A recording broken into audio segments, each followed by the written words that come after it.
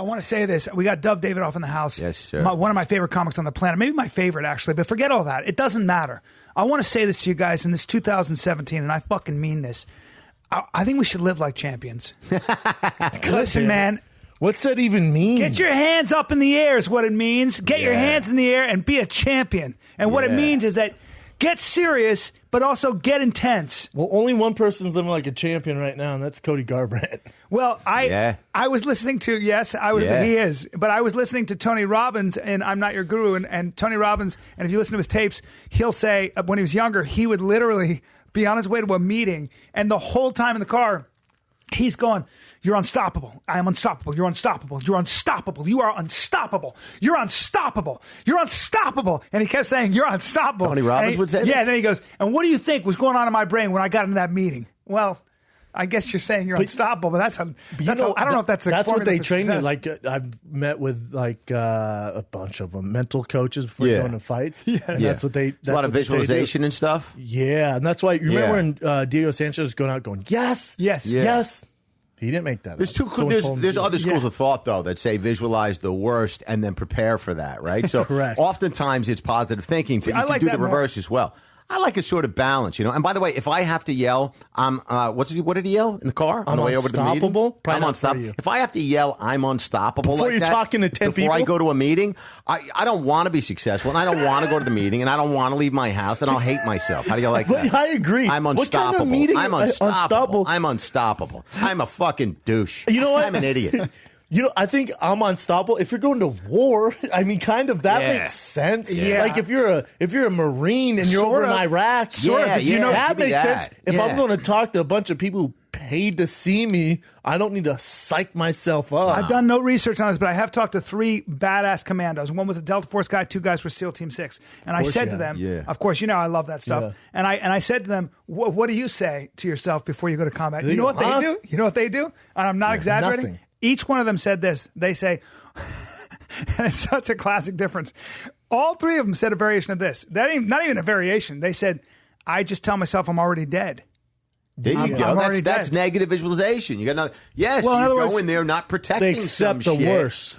Well, that's what Randy Couture said. He goes, I was asking him, like, Eddie, you just don't seem nervous. He's like, I'm not scared to lose. I don't care. Like, what's the worst going to happen? I lose the fight? Right. Okay. Yeah, I'm like, yeah. But that's an important distinction because successful people, if you're a self-help guru, I can understand how that would be a very interesting thing to. What else are you going to sell? You're selling positivity. What else are you going to sell? Right. Just be a badass and suck it up and get out there. Right. Yeah. You can't make money off that. Right. So you make money on, you get a negative thought, you nip it in the butt, and you say, yes, I can. Yeah. Yes, I can. But let's get your perspective as the guy who has taken that walk into the octagon, especially as a heavyweight fighting monsters where you can't make a mistake.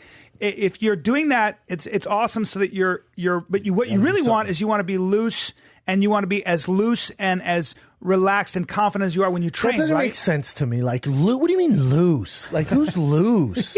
I don't loose and like you want to do what you do and practice all the time. You want to try to just mimic that. But so when were you mentally the best and most clear in the one fight? And what do you think it was? I don't know. You can't really. I mean, Gabriel Gonzaga. Why? You were just like in the zone. Because I walked out there accepting the worst. I walked down and went, if I can't beat this guy, I'm going to retire.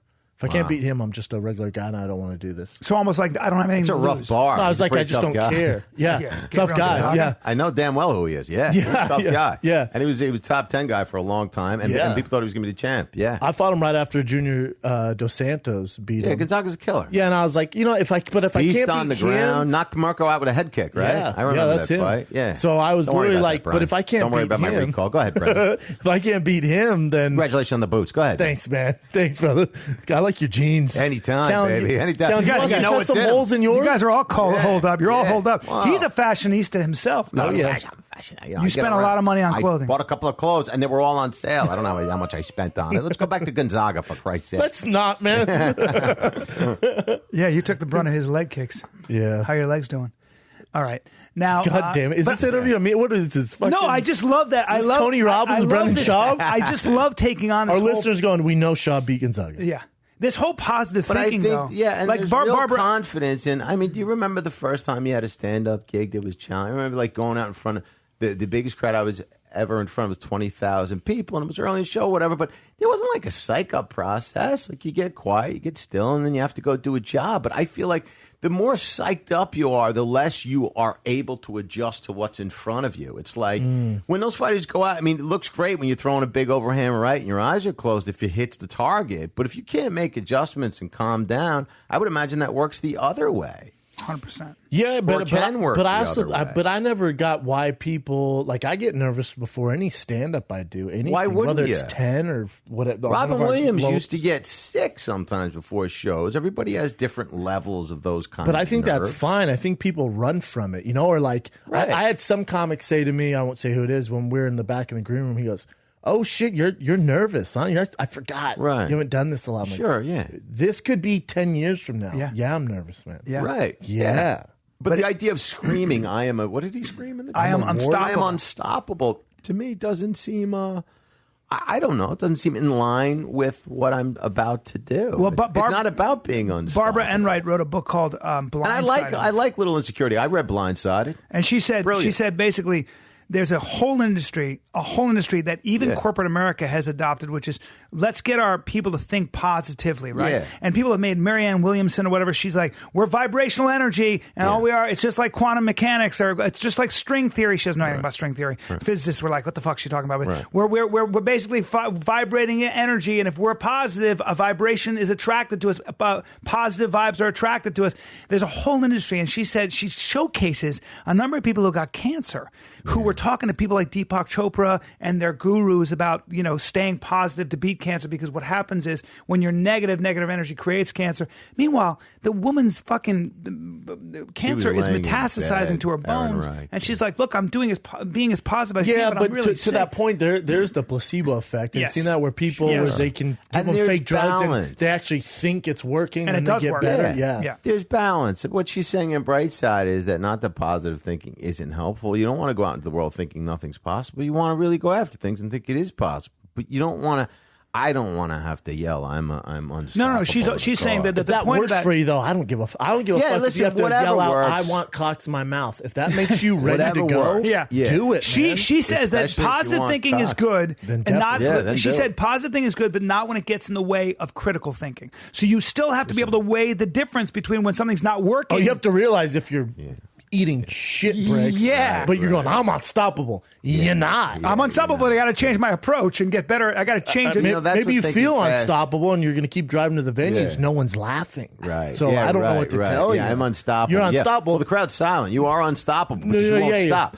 You're only unstoppable because you won't stop. The crowd doesn't want you to be there. Nobody bought a ticket, but you are unstoppable because you're going to show up at the club anyway and knock on the door. I'm here. You got no show, man. I'm unstoppable. And don't do that on a date because you'll be, it's called assault. Yeah, that's assault. I'm unstoppable. I'm unstoppable. Oh, you got to use that wise.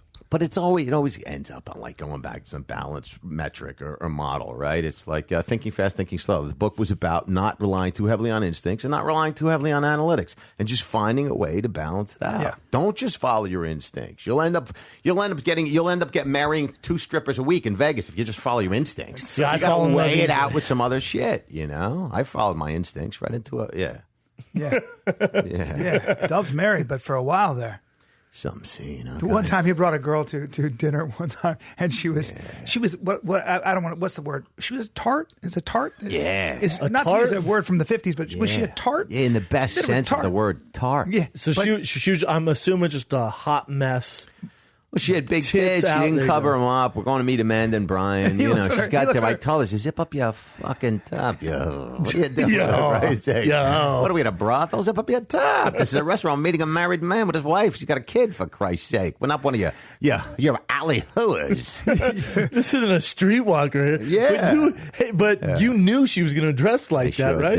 I sure did. Of course. I just wanted it zipped up a little bit. I didn't want to see the tits. I just wanted, something so that people, that they're not crossing the street. I don't want to show up and make a scene, but I want people to know but the way you did that I don't make a lot of eye contact when I have sex. So, you know what I mean? That's disgusting. I wouldn't know whether or not she had a good personality because I never asked. I just show up from, no, nice girl. Nice girl. Sweetheart. It didn't go well. Was Amanda like, what the fuck? Hey, we've all been there. We've all gone through a tart phase. Maybe we're still in one, really, in our hearts. You know what I'm saying? Yeah. No. You get to a point where you realize that you just, that's not sustainable after a while. But every one of us dated tarts. Yeah, right. I mean, unless you're. It depends what you're going for. How many times can you get chlamydia, sure guys? it That's what I'm does. trying to say. You know what I'm saying? You're not living if you haven't. You're not living. Don't be a pussy. Yeah. No, if you haven't knocked off 3, I don't know. All right, well, great. Fucking Dov just trails off. Yeah, I don't know. Well, no, because I was thinking about the idea of there's no answer to it. I mean, everything's a good time until it's not. Yeah. Well, I mean, moderation. There's nothing wrong with having a tart than having the classy lady. And Right, then, having both. Well, not when you're single for sure. Also, when you're married, it makes things complicated, and they get all weird about it. Yeah. My brother, they see unicorns, they're called, which are women that my brother's with a long-time girlfriend. They live together. And I met them. Was he the coolest guy in the world? The best. Me and him I don't know about hit it cool. off. Yeah, no, Me he and him liked you. hit Yeah. it off. Yeah, Yes, yeah, you did. you He's guys the did a man. good talk. PhD. I felt like I had to pay him afterwards. I was like, I don't know how this. I mean, I talked your ear off for 2 hours. I don't Yeah. like slip. You guys did. You guys. I love that dude. Oh, he's the he best. Was great. Jacked. He's a dude. professional. Let me explain a couple things to you. First of all, he sized you up right away and realized that and he really appreciates physical power and dominance. He's jacked. Even though he's got naturally Yeah. a natural mesomorph, very muscular. Yeah. But please understand that when you talk about a professional swinger, when you talk about a guy who will go to another man's back in the day, house, he was a real pro. Yeah. go to another man's house like in not his race wild car. not wild night swing, Professional. like show up, you know, drinking high, like just really like it was. He plans measured. it. They were friends. They were planned. We He had call this him girl he used to go with. Oh, he's a real- gentleman. That's called a gentleman. That's a gentleman. Shows up with a pound of bacon and a gun. He's a gentleman. Yeah. And Well, says, no, you need. I had no context. idea he was. I mean, not that I had a preconceived notion of what a swinger was, but your brother's a psychiatrist, right? He's or a therapist? psychologist. Yeah, he's a Psychologist. Yeah, so I talked to him he's a for probably doctor. an hour, 2 hours, and he was a psychologist because Yeah. he told me, or I think you told me, so I was like asking him all these weird questions. Yeah. And then after talking for 2 hours when he left, they were leaving. His girlfriend's just this fiance, girlfriend. She's a Costa Rican neuropsychologist. Works with kids. And she's yeah. a 10. She's a smoke show. Yeah. And they're getting up, and Dov goes, he's a swinger. I went, what? He's swinging. I went, no. I thought you guys were just fucking jerking my chain. Yeah. And then your brother looks at me and goes, yeah, we swing. I'm like, the fuck? a couple doctors. Yeah. Couple Well, you know smartest what? people in the world. Yeah. Yeah, they're not. I mean, they're not actually swingers insofar as they see men and women. Swingers is generally associated with people that show up and will swap partners. What he used to do that. Not with her, though. Not with her. And what they do is it's called a unicorn, which are single women looking to get involved in relationships with couples. It's called a unicorn? Unicorn, I would imagine, because unicorns are a theoretical, magical, mystical creature that you don't know where to find. Yeah. No, I'm in. Yeah. Yeah. Well, no, if you No, can, mate, you didn't even need to explain it. I You're know, fucking that's the right thing. there. unicorn. Your eyes are super narrow right now. wait a second. wait a He's second. looking at me like I'm a unicorn. I'm not referring to guys. So they just want to be Single women get in relation with other single women looking to hang out with couples. So if Bryan and Amanda go out and find one girl that's cool with being in relation with them, but you're not bringing another guy into it. So it's not 4 people, it's 3 people. And for the guy, it's fucking Yeah, no, not another sure. cock around this place. Yeah, that's right. That's right. Yeah. Unless you like watching your girl take God. You're right. But for this unicorn situation, I mean, the guy really is just killing the game. For lack of a And better term. I mean, according to the other girl, like they're cool with there not being 2 guys, and his girl isn't interested. She's interested in women, and so it seems to suit them. It doesn't seem like he's trying to leverage anything or force anything, and she seems to be the pursuer, from what I can Did tell. he bring it up, or she? I mean, how's that conversation? don't know go? how it got brought I'd up. love to know how you lay that out. I'm sure swinging got Why do you brought have a up early notepad? on. Well, I'm just Wait I'm a second. curious. Can I have his number? Like, The guy's running out of ink. Get him another pen. it is weird though, right? Like, how do you even start that convo? But the bacon thing was weird because he got so comfortable swinging that at one point I didn't understand the degree to which he was involved in it. He was pursuing a PhD at the time, which was weird. I mean, we grew up in a junkyard. I was thrown out of high school, so my brother moved away with my mother when she got back from India, from an ashram. This guy was following a guru with an orange robe. Although they call it saffron. Anytime somebody gets involved with God, it's called saffron, not orange. You'll notice that if you get involved in the Indian Hindu spiritual game, Brendan, as you should. Great boots. So the fucking guy shows up at a swing scene in the middle of the afternoon. That's how you know you're a pro. You're not talking about late night scene. No one has time for that. You're talking about North Carolina, backyard barbecue. Afternoon, Orion shows up in a vet that he was just racing, and then they said it's a BYOB, but he doesn't drink beer, so he brought bacon. Bacon. He brought 5 pounds of thick cut bacon. Yeah, brought it over to the grill. Maple cut. So I get a call. I had to call him. It's about some business thing. He's banging 2 broads on a lawn chair. He goes, hold on, and I can hear him, and he's communicating with the 2 girls. He's banging one and then the other, and he goes, I'm going to have to go in a minute. And he goes, hold on, and he yelled, don't overcook the chicken. And I thought, you've taken this too far, because if that's not enough of a novelty that it doesn't distract you from the grill. That is, you're comfortable. Need heroin to come down. You're way too That's a professional. Yeah, that's Don't overcook the chicken. It defeats its own purpose. Yeah. Balls deep in 2 broads, afternoon, you just brought bacon and you're worried about the chicken operation. Yeah. That's how you know you took it a step too far. And he's got a piece on him. Heavy piece. You do very well. Well, I've seen his piece. I do well, yeah. I've seen his piece at work. It's nothing outrageous, but I do well. No, you do very well. Outrageous. Outrageous is tough to beat these days. Yeah, right. Porno and stuff like that. Define outrage. Well, he could define easily be outrageous. featured in porn. There's I would imagine. But then there's some porn dicks, and there's outrageous. There's outrageous. Like there's one I can't even watch. I'm like, God, what are we doing? Yeah. Like it's I weird. feel bad for it. And I wouldn't want to be. I don't want it. Well, what's funny about that is when you see those horse sticks, and when you go and you realize, and you go, there's no way she's going to be able to deal with that. And then she takes it all and is enjoying it, and you go, I'm being lied to. Yeah, being lied to. Well, you say that until that same gentleman, Mr. Hands, was like, yeah, I've seen it happen in pornos too. And was like, get that horse's, I want that cocktail all the way up in me. Yeah. Good dude. Oh, yeah. Killed him. Killed him. So you got to be careful. There's you a mean balance. the horsey horse. Yeah. But that's a real him, horse. Right? Oh, you're referring to a man as a horse? I'm talking about some men pull it out and then it's every Oh, no, I'm bit of 12 talking about inches. animals. Oh, yeah. I'm just talking about when you see a guy who pulls out. See, hold on. I thought you were talking about. Hey, wait a second, Brian. What are you doing? Hold on. Let me handle this. I'd appreciate if you wouldn't take things to the nth degree. I thought you were talking about animals. You said horse stick. I was saying. And you've never seen Mr. Hands.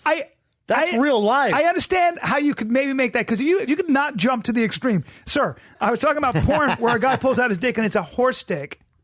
Well, I need to be more clear, because the stuff I'm into, when you say horse dick, I'm assuming it's an actual horse dick. Actual stable. I've seen a man. No, I know this. Rip his insides. No, we all know that.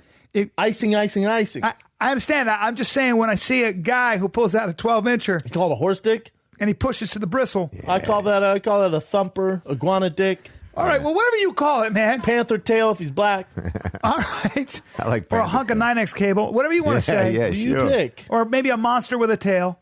My friend. I'll accept that. You can't say zebra dick, stuff No. like that, because then I assume we're an My actual- friend, tall, thin kid, my other friend, Chelsea, had sex with him. She said he pulled his pants off and he looked like a monster with a tail. And I looked at him and I said, excuse me, sir, you and I have to have a talk. You've been I need to see your dick. You've been holding out on me. This is bullshit. I've known you for a while now. And I'm looking at him and go, what are you working with here? He goes, dude, it would hurt your feelings. And I went, well, You ain't gonna hurt my feelings. It's not going to hurt my feelings. What I'm going to do is I'm take a going picture. to hurt myself. It's true that I'm going to feel a little bad about myself, but I'm going to need to see what you're working with. And he goes, I can't do that, but suffice it to say that I'm pushing beyond 10 inches. And then he stopped and he goes, butt? And I went, there's a butt? And I had to hold on to the wall. And he goes, it's thick.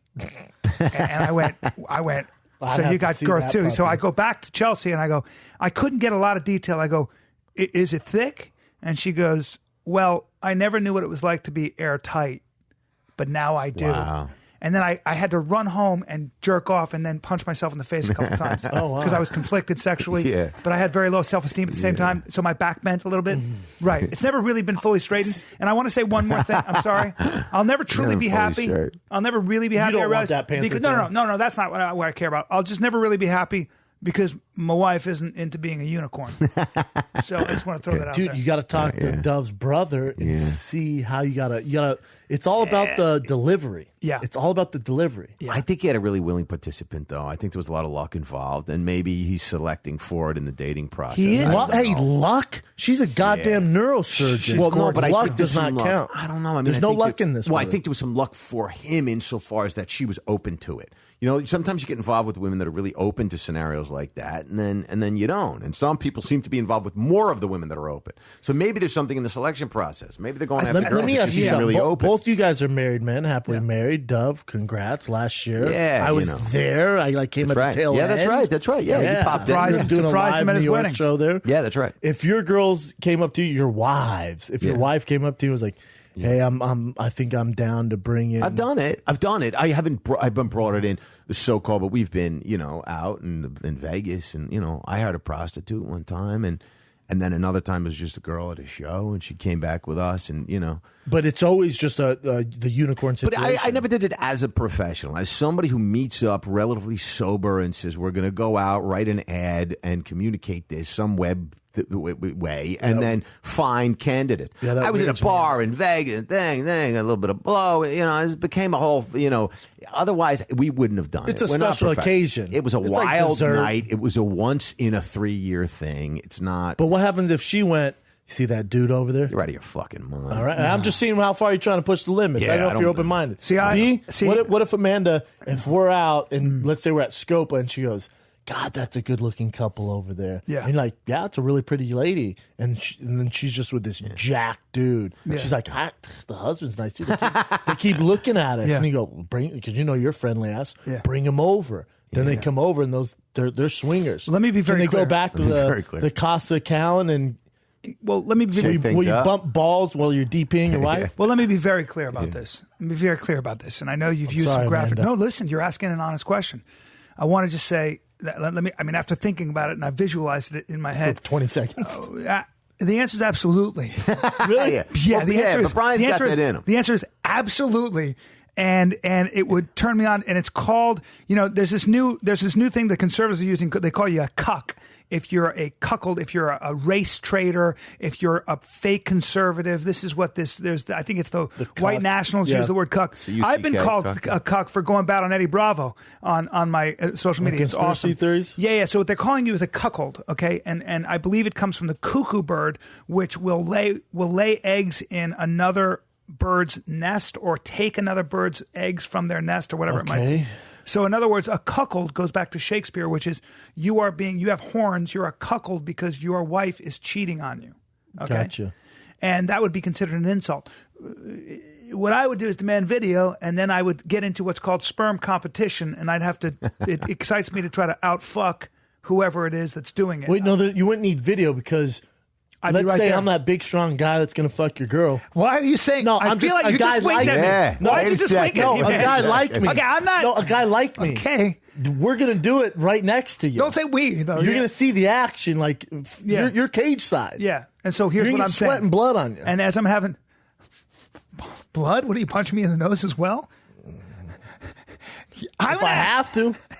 Listen, dude. All right, let's get back to just say Better sign sweat. the release. Just say sweat. Nobody's skinning their knees. Now listen. I would probably do this as your I'm wife having aware of this? as I'm having sex with the other woman. I look at my wife and I go, just so you know, Love you, baby. When they leave, you get punished. With that dick. Yeah, Not with your hands. because you're cheating on me in front of me, and now But you accepted it. yeah, But that would turn you on. Does she know this? She does now. yeah, we've talked about it, but there's not a shot in hell that she'd ever do something like Fucking white girls, am I right? that. Well, I don't know. A lot of Latin girls would be fuck you too. I mean, it's a woman thing. You know what? It's not a race thing, is it? No, it's a female thing. You know what? I don't think. I mean, and correct me if I'm wrong, or listen. I feel like black I've girls been would to be swing open clubs. to it. Black girls would not. No, I don't either. I don't think there's a difference. I from think my the- experience. yeah. And I have a lot of black friends that grew up with black people. Yeah. I feel like they wouldn't be down for that. No, I think that what happens is women would do it with another woman.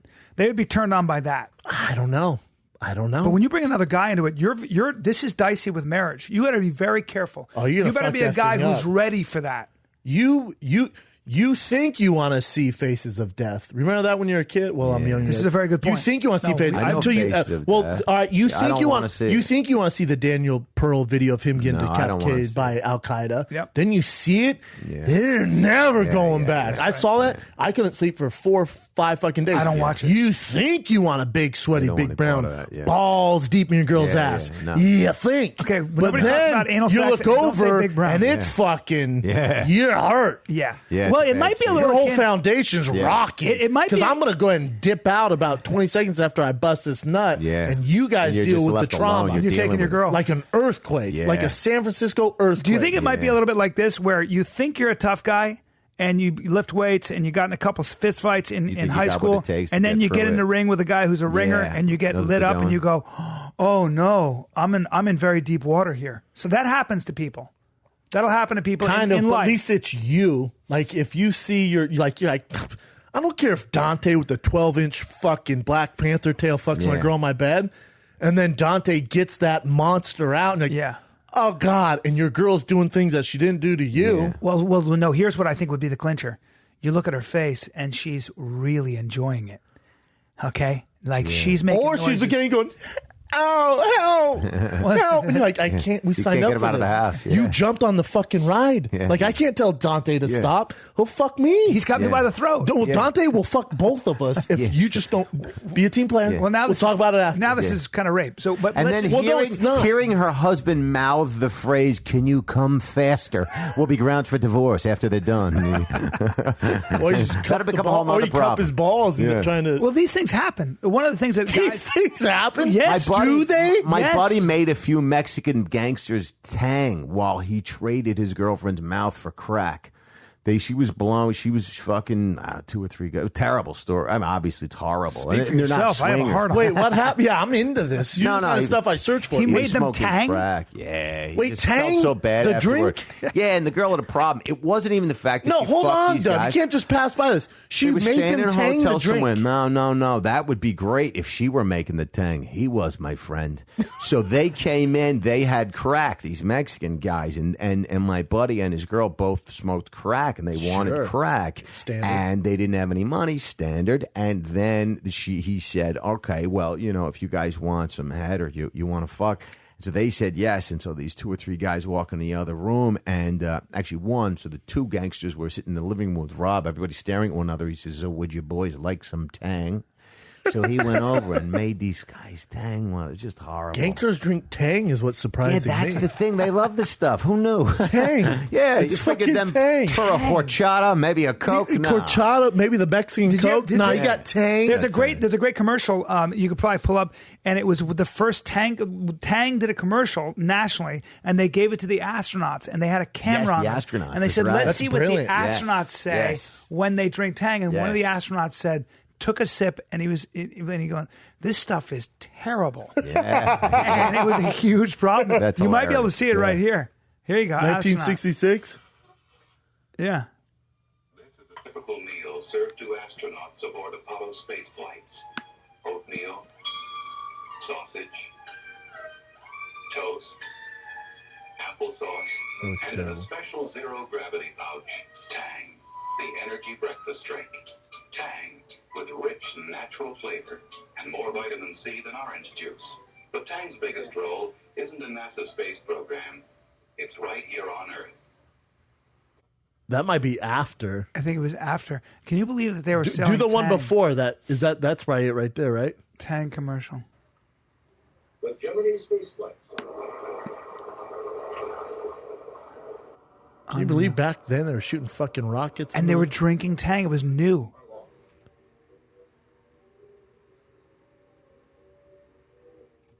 Tang commercial. It's a terrible commercial. Like this spacewalk practice. But the astronauts do some things you do. In space, they drink Tang. They mix it like this in a zero-G punch. Because with no gravity, it would fly all over. You don't have to have it. I don't think it is. So they're Sorry. doing like a Oh, live one? They're not. Think about it. They can edit this. So They they're can not going edit. to add in. Yeah, famously, They I guess. did a live stream. Yeah, and I thing guess in the guy goes, "1966." this stuff is terrible. And Maybe I bet it was on TV, just like one of those bullshit. what a bummer. Maybe it's a blooper. I don't know. I don't know. Outtake, bloopers.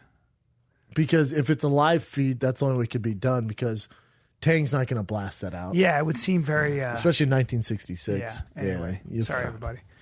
But, I mean... So they got the crack and the girl got a load full of cum? Yeah, this guy is...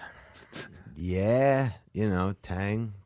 Yeah, it was all... The motto of that story is that drugs will lead you to do some crazy shit. I think the motto is Tang sucks. Or if you don't have money, your girl is always, in last case scenario, can always get you high. Yeah, or, you'll much? never not have a, fresh, a Tang if you have You crack. get vitamin C. But you know what the thing is? I watch those intervention shows all the fucking time. I watch interventions and most sometimes, addicts, especially women, a lot of men too, that they run out of so much money because their addiction costs so much money per day. Yeah. Think about it, they need it all the time. Yeah, sure. Eventually, I'd say 9 out of 10 do prostitution for it, or suck dick, or jerk off. That's what you have left. That's what you have That's left. it, though. That's all you have to offer. So it's like, Yeah. I'll suck that dick for a rock. Here's my question. Yeah, that's why they call it selling your soul, I think. It's all you got left to sell. And you can It's a tell piece of your people body. they're just shells. They're empty. Shells, yeah, After you're that, right. it's game over. Yeah. Different Well, life. it's even why anytime I hear porn people, I'm like, I don't know, man. How do you hold on to a piece of your psyche, Well, you had this argument with Tara Patrick. Tara Patrick It wasn't said... much of an argument. It's like, He said to her, on Tony Hinchcliffe's podcast, he said to her, you live a fairly extreme lifestyle. And she said, no, I don't. And he said, hold it. You do porn that would be considered on the fringe of extreme in terms of how to make a living. Yeah, and she had an because argument. Mexican cartel porn. Right, Yeah, she had an right. argument against that, and he was saying, Well, her argument was What like, was her argument? Well, it's classic, natural. It's classic super defensive. It's called disassociating. You're not living in the same reality with other reasonable people if you can't accept the idea that that's a pretty extreme lifestyle. If you want to tell me that you're okay with it, you can do that. We can different. contextualize your position. But if you're going to tell me it's not extreme as it relates to the normal usage of the term, then I dismiss you as a human being. We're not living in the same reality. She goes, well, accountants can be extreme too.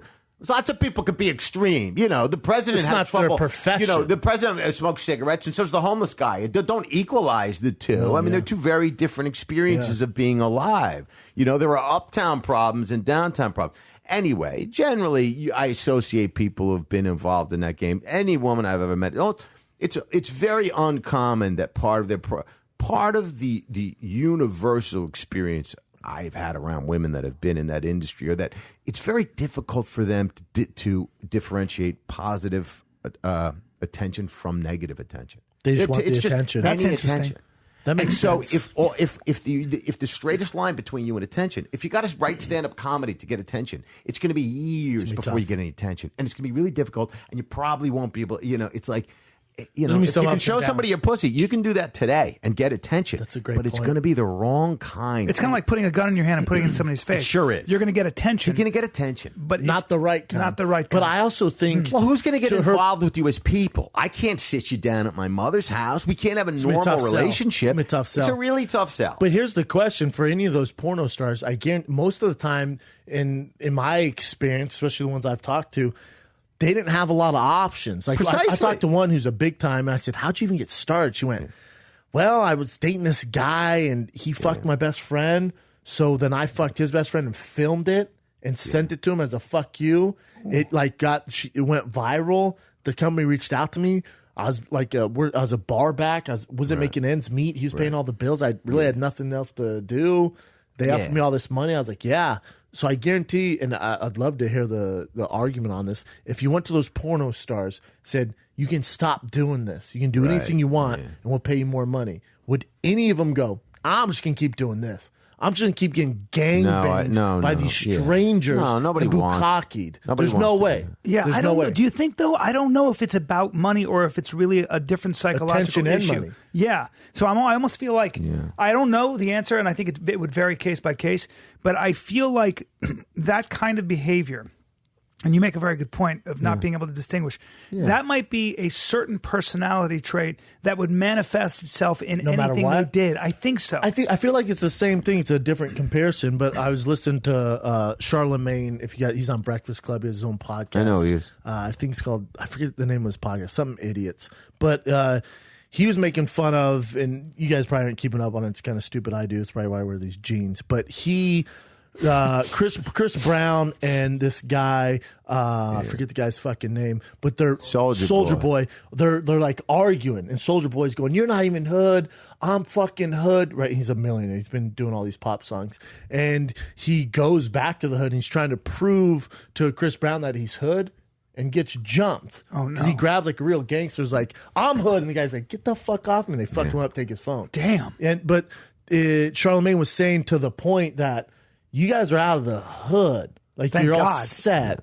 Why are you guys trying to act like you're part of this? You guys have money, and now you're saying, "But I'm still here." No, you're not. So I think it's the same thing with like I love people who Charlemagne. grow up in the hood and all that stuff. Yeah. If any of them, if you went, listen, I know the hood, it's cool, it sells to kids and rap and hip hop. If I gave you guys this much money to get out of here, not one person was like, "I'm going to chill here." Yeah. No. Because this is the cool thing. Now, Right. I know it's a weird concern, but porno stars too, if you give them a check and say, "Hey, you don't have to do this.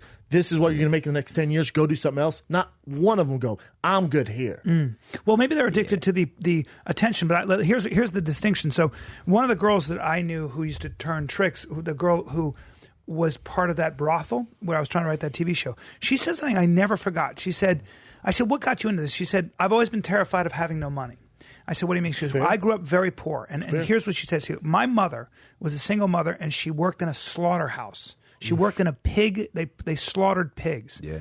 And then at night, she would wait tables at a diner. And we used to, at the end of the week, we used to take all her tips, and a lot of them were in coins. And she lived in motels. And she said she never forgot her mother taking a bunch of money out of a jar and dropping it on the bed, and they would count to see how much food they could have." Yeah, there are restaurants. But what I'm saying is that when she saw that, and when I heard the way she said, dropping it on that polyester motel bedspread and having to parcel out how much they were going to eat, I can understand how deeply scarring that would be, how scary that would be, and you'll do fucking anything. I agree. So when you do prostitution, which is behind closed doors and nobody knows about it, when you do porn, now you're taking it to a step because it's a form of suicide in a sense. In that, I've talked to a lot of porn stars about this. Where am I going to have kids? They're going to have to deal with this. I am putting this on tape forever, and I am in a way killing. They know. Human beings know that I'm killing certain opportunities in my life, or many opportunities in my life. Any normalcy as far as finding normalcy. a man who's going to actually put time.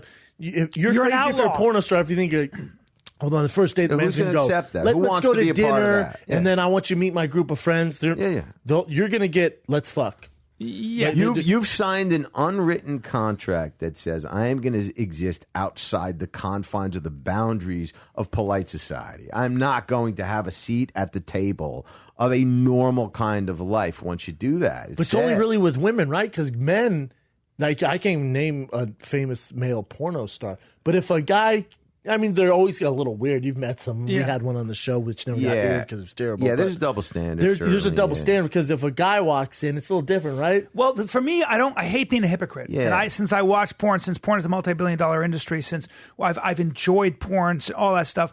Yeah. I hate being I got the something that's guy. gonna make you guys mad. I hate being the guy who says you can't sit at my table, or the girl who says, and I would not never do that. guy. I would never No, do that. never You're that guy. welcome No. to sit at my table. Yeah. I'm telling you. I'm not gonna marry if you. you want to go get involved and marry that doctor who has a normal family and have normal kids, that's not the shortest route to get there. That's right. I'm not saying it individually. You're gonna pay a I'm price saying for it. in polite society in Yeah, general, I agree. you're going to remove yourself. If I go to a table and I eat like a jerk off and I'm using my hands and I'm dressed like a moron, I'm not listening to anybody and my eyes are mirrors and not windows, I'm not going to earn the respect of the people around me that will avail me a kind of life and opportunity. Yep. I've had to educate myself around other people that were educated given where I come from. And so knowing that there's a way to behave and a way not to behave, if you want access to that world. Yes, that's if fair. you want to exist in a fucking if you want to hang out at raves, or chum up with the dude at the local strip club, or hang out with a drummer from the whatever band that it's like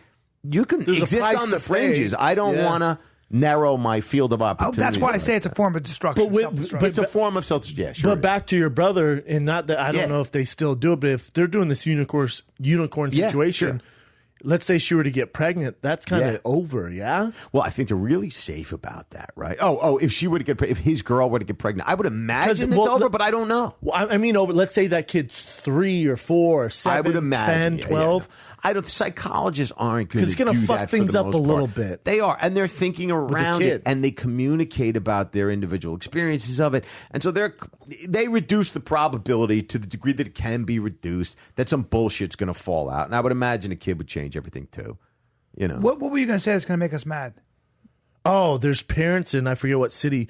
They want to sue a porno company for ruining their child's minds who are finding the porno on the internet, like 15, 16-year-olds. Yeah. The parents are trying to sue porn or whatever. Well, because it's making kids, whose fault is it? Boys especially, completely numb to the situation whoa, and addicted. That's their own problem. Yeah. That's parenting. Sue yourself. Correct. Sue your wife. Correct. Where were you guys when everyone's going to Right. find porn? Hate to tell you, you could be the best Right. parent of all time. Your kid's going to find You're porn. gonna find it's it. everywhere. I found it as a kid in magazines. I didn't Yes, use the me too. I internet. found CD cases. Mercedes. Shout out to that. Well, ass. are you going to sue a video company that robs your kid's mind? My son at 5 years old did not put down the iPad, which he discovered Minecraft.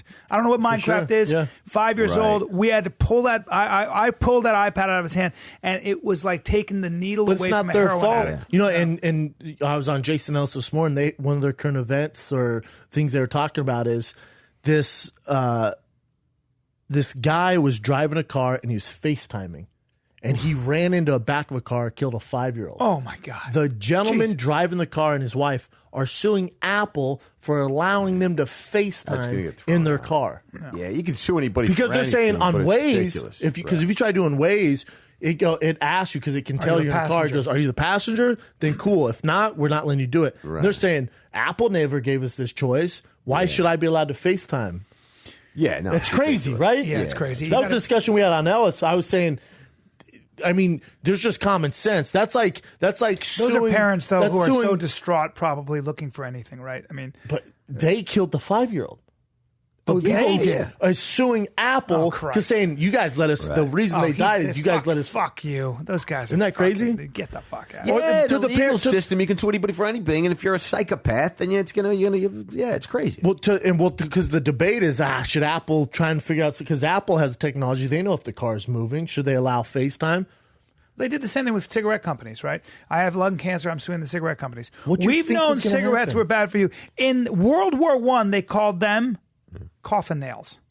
That's legit. We knew that back then. See, You and know? people say that. See, now with fighters, like I don't think UFC is a little different position, but it's the same thing as a boxer. The NFL now. Remember the NFL? There's certain players who are like, God, I don't feel good, man. After playing, like I feel like shit. They went, you're fine. The NFL was like, you're fine. Yeah. They hid the research. That's a and problem. then they went, you're fine. Then you can Then you're sue suing. them. But And the the other tobacco thing you're companies did the talking same about, thing. the other what else you're talking about is legislating common sense, and it can't be done. I mean, otherwise you got to what? We're going to issue permits to buy sugar soda. Like you got to know at some point you shouldn't be living on Mountain Dew. It's not going to work out for you. If you want a free society, like you want that, for, you know what I'm saying? If you want things, Yeah, we don't legislate everything. Yeah, you.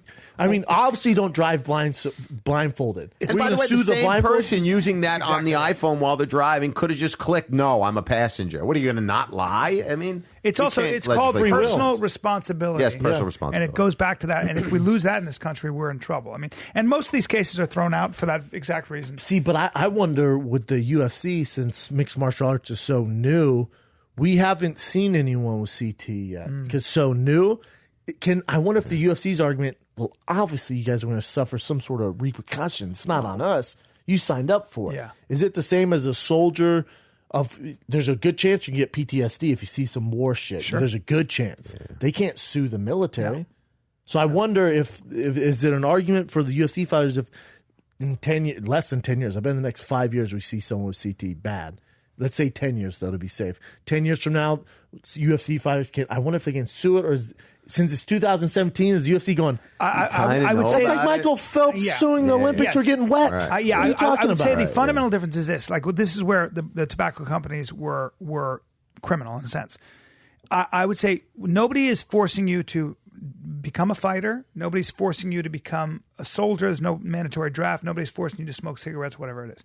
So you are entering into that of your own free will. I do think, though, that, for example, if let's just say Roger Goodell and the NFL finds out that CTE was a very real problem because they were studying the brains of a lot of these men that committed suicide. You're talking about the movie Concussion. Right. That happened, by the way. It happened. They went in front of legislators and they went, are you telling me there's no repercussions playing football? And they went, there is not. Yeah, and so now cigarette companies did that That's too. why they're suing. Now you're in trouble. And that's why they got sued. Cigarette companies did the same thing in front of Congress. But They said there is no, this is not addictive. Yeah. And that, for years they did that. They hid the fact that and they advertised to young people, the idea of a cartoon camel. They're not trying to hit a 55-year-old demographic. They're hitting kids. I never thought about that. And Joe and Camel? that's part of it. While the part U.S. of it's personal government was responsibility. subsidizing tobacco farmers. Precisely. The U.S. government cracks me out because the U.S. government will subsidize tobacco farmers, so they'll pay you to grow tobacco, and then they have the Health and Human Resources Department, or the Department of Health, that is also working overtime to get people to stop smoking. Now, what business works that way? Yeah. What business? Your tax dollars are going to helping people grow tobacco, and then they're also going to creating a campaign to stop you from smoking. And they're also going to Medicare to cover billions and billions of dollars in lung care.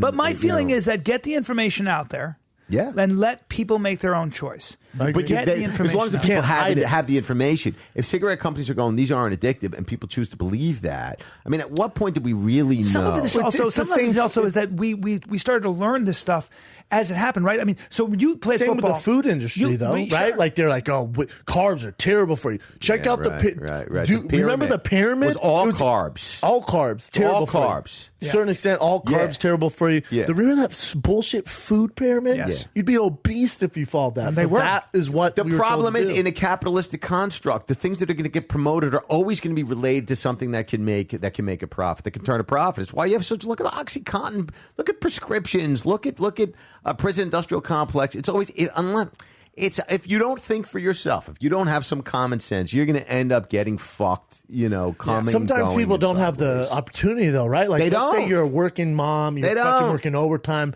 Monday through Sunday. You're at the diner. And you're smoking cigarettes. You're like, I don't fucking know, it's man. Why you don't make it out of those demographics. Nah, I can't answer. What the fuck? Statistically, if you're raised in the projects, you'll probably end up in the projects for that reason. You don't, it's like you keep making the same stupid choices. You didn't know any better, and maybe you didn't have I don't know. It's all. But then that begs the question. But you can't legislate people out of it. No, what you can do, though, is you have to have very uncomfortable conversations. And absolutely. So in other words, but it would be very, very tough. Try to get a politician or an academic or even a journalist to get up and say, hey, by the way, and there's been a lot of work done on this. Yeah. Part of the reason that you're in the position that you're in is because your culture is deficient. There are aspects of your culture that are not working for the 21st century economy and world. That's what hillbilly elegy is about. Yeah. There are a lot of books written about that now so that your redneck culture, honest. Your hillbilly culture, your street your culture, ghetto your project culture, it's not working for you. Yeah. So you're putting more emphasis on the rims of your car than you are on saving for an education. Don't worry about what's under the hood. Worry about the paint job, and you'll see where you end up. Yeah, that's very dicey subject here. That is dicey. But if you care, and I do, if you really care about making sure that everybody who doesn't have opportunity gets out of their predicament, you're saying they have to get out of that. You would say, what would you say to somebody who is not in school and who has dreams and has all the potential? Let's take a black kid. Let's take a Latino kid. Let's take a redneck, a kid who's in the hills of Kentucky. In the hills of Kentucky. Sorry to use the word redneck, but that's for lack of a better term. It's a culture. Let's take those kids who, if you walked into those cultures, and Hillbilly Elegy does a great job of this, and you realize that basically there were a lot of things about that culture where education is not put at a premium. Yeah. Okay, all that stuff. I grew up in it. You grew up in it. You grew up in a junkyard. Grew up in a junkyard in Jersey. If you would have dropped some money on a kid, the first thing they'd buy is something shiny. And I understand that. If you're not thought, listen, it all goes back to the marshmallow study with those behavioral psychologists. Yeah. It's always you can predict the probability that a kid's going to do okay in life by sitting him down and saying, you've got a choice. You can eat this one marshmallow right now, or you can wait 10 minutes. Don't eat it. And we'll give you another one. You'll have 2 in 10 minutes. The kids that eat the first marshmallow are the same kids that often don't end up follow through wherever, right? Interesting. It's really true. It's a great study. It's a predictive study. And if you want to laugh your ass off on YouTube, you can see the kids waiting for the marshmallows, the ones that are waiting and staring at it and dying for it. They're 4-year-olds. And the other ones just have to eat it. It's so fucking cute. They're also they're just 4. They just put them in the room. That's a Right, weird but it's a study 'cause they're cultural key. 4. No, it might be. But if you extrapolate it out, the people are faced with the same problems at 35 years old. And so it's Instant delayed gratitude. gratification. You must be able to delay it. In order to go to school, in order to become a high-level fighter, in order to become a writer, you can do porn today, but you can't become a PhD today. No. It's delayed gratification. So anything that's, it's the whole Building a skill. adage about worth pursuing. Anything worth whatever. pursuing, worth takes working time, for. 10,000 hours. It all does. Yeah. But if you don't internalize that culturally, it's just not there. I mean, I remember growing up around kids. Like, I remember a dude. But some people are I think his last name was Venden Nenden. He dropped out of high school to pursue his dream, became a garbage man, dropped out of high school to pursue his dream of buying a 3-wheel motorcycle by the time he was 18. This guy's awesome. That was his choice. Dude, he grew up in a That's his junkyard. choice. His dad used to hire convicts because he didn't have to pay a minimum wage. And tell him about fish. Tell him about the guy with no teeth. Oh, we talked about that last time I was here. The fish was the guy with no teeth that would come into the junkyard and blow other guys. The junk business is an older guy. It's not like he was ruining his life. He was already on his way down. Sucking dick. But anyway, that culture, it's just like some would argue that you can say that, but in that culture, they never had the resources that these other privileged cultures have. So You're they right. don't even have. No one's going, hey, listen, I know But that's what Bryan said. selling drugs right now seems like the right thing to do. Seems like a good idea. If you just wait and do, no one's telling them that. That's the problem. they What don't have the Bryan's saying resources. is you have to go into this culture and say, we're not rejecting your culture necessarily, but there are deficiencies that will prevent you from progressing. And social mobility will be closed off to you if you have 3 felonies by the time you're 19 years old. Rap culture, there's They a bit celebrate that that. braggadocio. You're celebrating that fuck you thing, and we understand where that comes from. Right, this is funny, and I won't say where I was at. I was in this meeting. I was in this meeting, and I go. It made me feel old because I feel like I'm pretty hip. I know things. I've heard of this gentleman that they're referring to, and he's a hip hop artist.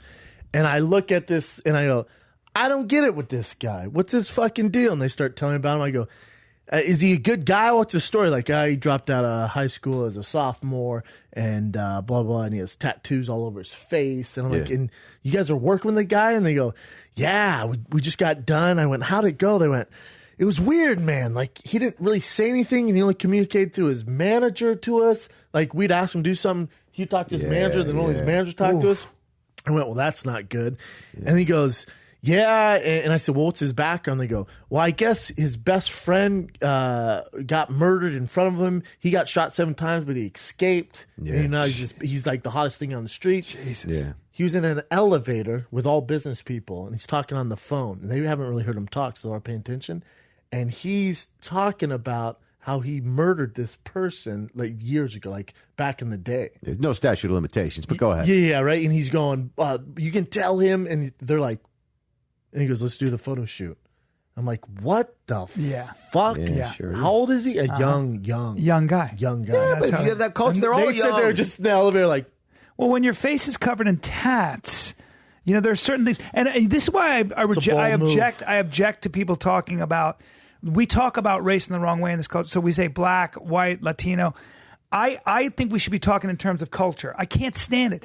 The Arsema who's you're right. from It's Eritrea, culture. I guarantee. Hillbilly culture has some of the same problems and deficiencies as ghetto culture. Of course it does. It's not about race. It's about fucking culture. Yes. well, it's about class, right? Class. Same thing. Culture is class. But all those culture issues come from being poor. Not necessarily. You get a Filipino immigrant that comes here or an Indian immigrant, they're not hanging out in hip hop culture. Yeah. These kids have come from different. You get the Jews that came here from World War II, World War I, they called it the brain drain. The next generation, they were up and out. They didn't remain gangsters that they were in the 30s. It's true. There were a lot of guys that hung out in neighborhoods, and that sort of cool became a part of the culture. Jewish gangsters said to their kids, stay the fucking school or I'll murder you. Yes. And they went and became doctors in the next generation. It's very true. So a lot of it is cultural. And they came from an intellectual European culture. But most of the problems are coming from It's lack ignorance of and funds. poverty. And I'm sorry? A lot of it comes from lack of funds as far as yeah. I would they're suggest, forced to do. but I would certain things suggest 'cause they don't have other options because they don't have the same resources. Well, they can't as the perceive kid. other options. The Indian kid that comes here with nothing but a pair of sandals doesn't have any other options either, and he still becomes a computer programmer. So I don't know. Like some of it's self-reliance and some of it's options. Computer program, to your point, in India is huge. But let me give you an example. It's huge in India. Computer programming. No, I mean because they're outsourcing. Poor families that come here. You can give a million examples of immigrants that came here, and their kids in the next generation were doing okay. Part of that was about personal culture. If you stay in school, public school or not, and really commit. I didn't. I was thrown out of high school. I went back to college later on. But, there are options. And as soon as you start pointing at everybody else and going, listen, there's nothing we can do. We've got no resources. I agree. And I'm in the middle. Like, I mean, I'm going, yeah, Whitey has to take responsibility for having fucked over the American Indians and black people and everybody else. People in power tend to fuck over people that aren't in power. But then the unempowered people have to take it upon themselves and go, we have to bootstrap. I can't keep waiting on somebody to come in and do some shit. Yeah. I think that's a really good point. But My father grew up with holes in his shoes. Nobody gave him anything. African immigrants, so people who come from Africa, they work their ass off. Nigeria. And by the way, look at Arsema from Eritrea. I guarantee she can give you exactly. They have a very similar immigration experience as other cultures in this country, and they've done a lot of studies on this. Arsema, you probably, when you came to this country, I guarantee from Eritrea, education was put at a premium. True or false? She says yes. This is my fucking point. And congratulations on your bone structure. Your beautiful eyes and clearly the kind of East Africa, some of the most beautiful women in the world, dude. Tremendous. But that's the point. In Bed-Stuy, where I'm working on a project right now, you've got American black guys generally in Bed-Stuy in Brooklyn, and you have the Jamaican black guys, you have the African black guys. They all tend to say in private, they talk about sort of American black guys as this sort of lazy vibe slant, and the Jamaicans are like, nah, those guys don't want to get up and work, and then the Nigerians are too busy working 15-hour shifts in a cab. It's not just resources; it's culture. It's fucking culture. Controversy. Ain't no controversy. No controversy at all. There's no counter argument. I've never heard it. If you think there's controversy, you're wrong. That's a controversy. You got your own controversy. There's no controversy. The truth is how you get out of a situation. That's the truth. Fucking us three white guys. That's the truth. At least our Sam If you want to argue about degrees, it's not just three white guys. I know these fucking people from the ground. I know what the culture looks like. And if you want white people to take responsibility for fucking these people over and Jim Crow laws, then you're right. They do need to take responsibility for it. When you rip people away from their families, you have these soulless, spiritless families, and the materialism becomes a god. I got a hard on. I'm getting the fuck out of here. Hold on, It's my time. Jesus. I got to go jerk off, man. I'm not into chicks, but cultural criticism is my thing. It gets me going. It gets me hot. Should we jump in some current events? Current events. Taking it on the chin. Taking it on the chin. With chin. With chin. That's fucking kind of good, brother. I like that a lot. Taking it on the chin. With chin. With chin. Wait, you sing it and then I'll Taking it on the chin. With chin. What do you got, man? The first current event is what we've been talking about for the last few weeks. The replacement, or they're not saying it's a replacement, but a new guy that's coming in for the UFC to compensate is Todd Grisham. I don't know if you guys heard of him before. Brennan? They're just add him to like the rotation. Yeah. I don't think he's the replacement for Mike Goldberg. I think they're down a guy, right? So Goldberg's out. So they need another guy in the rotation. Yeah. Is that picture from the 50s? Is that a young? Is that a young Frank, Oscar De La Hoya? Frank Griffin Jr. Yeah. Or whatever. Is he wearing a zoot suit? Was that East LA right before the riots? Who is that? Which one are we talking about here? The guy on the left. This guy the white guy. What's he doing with his boyfriend there? That guy's a fresh-faced young twink. What's going See, on? I think they're just adding him into the rotation. You're not going to see him on the next pay-per-view. I don't know for sure. Yeah, that's what they're saying, though. On the next pay-per-view? No, they're saying it's just adding it rotation, to the rotation. yeah, because they're down a but guy. It's just the they're timing. going to have a guy in-house take over for Mike Goldberg. Okay. I would assume it's Anik and Rogan. Oh, they're great. Yeah, but that guy. Well, they've never look, worked together, but yeah. That guy couldn't look more normal, huh? He's Well, how do you want him to look? No, he's just every man, ain't he? Well, announcers, mainly. I mean, that's Brian Callen. That's anybody else. That's just a. Well, they're not hiring him to win the Yeah, they're belt. not hiring him to fucking. He's not fighting. He's an announcer. He's not fucking He's not going to have on a fight kit that they're trying to sell. No, I understand, but I've never heard. They couldn't find chemo. They got this guy. Does he know the fight game though? Is what I'm asking. Yeah, for sure. Oh, he does. Okay, I just haven't seen him before. You got to do the background check on the guy before you start hating on him. That's what I'm the not UFC not going to. If the UFC wanted to hire a guy who doesn't know fighting, they would have brought in fucking, whoever. Yeah, I'm sorry. I didn't mean just filming or something. He's ESPN and WWE veteran Todd Grisham. Okay.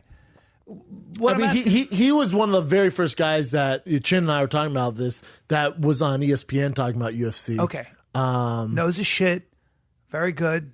And all right. Last time I saw him was on Glory Kickboxing, and it was on UFC. It's not going to rumble it's not. Yeah. I'm going to miss. It does nothing. It's like I'm going to miss Goldie a lot. Yeah. That's it. This is my issue with WME and the UFC. If you're going to get rid of Goldie, and I know he's had his personal issues, you better bring someone in who's going to bring some heat. Yes.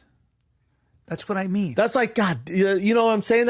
This is like replacing Rocky Road with fucking vanilla ice cream. Well, there you go. If Rocky Road was fun as fuck, there's a lot of cool stuff in there. Yeah. You're going to have to replace that with lavender or some caramel mix. Thank you. You gave me vanilla. Thank you. Yeah. That's what I'm saying. I want a little color. Look, if it comes with some issues, sometimes issues make for a pretty interesting fella. A colorful fella. My good friends in my inner circle have deep-seated issues. See Dov Davidoff. Fucking guy comes to my house. I meet him last night. He didn't stop pacing the house. He didn't stop moving. He's got some issues, but he's fun to be around. He's a light hypervigilance. I wouldn't like him if he didn't have issues. That's what I'm saying. But the thing is with this, I think with WME and UFC, you have this nut of $4 billion.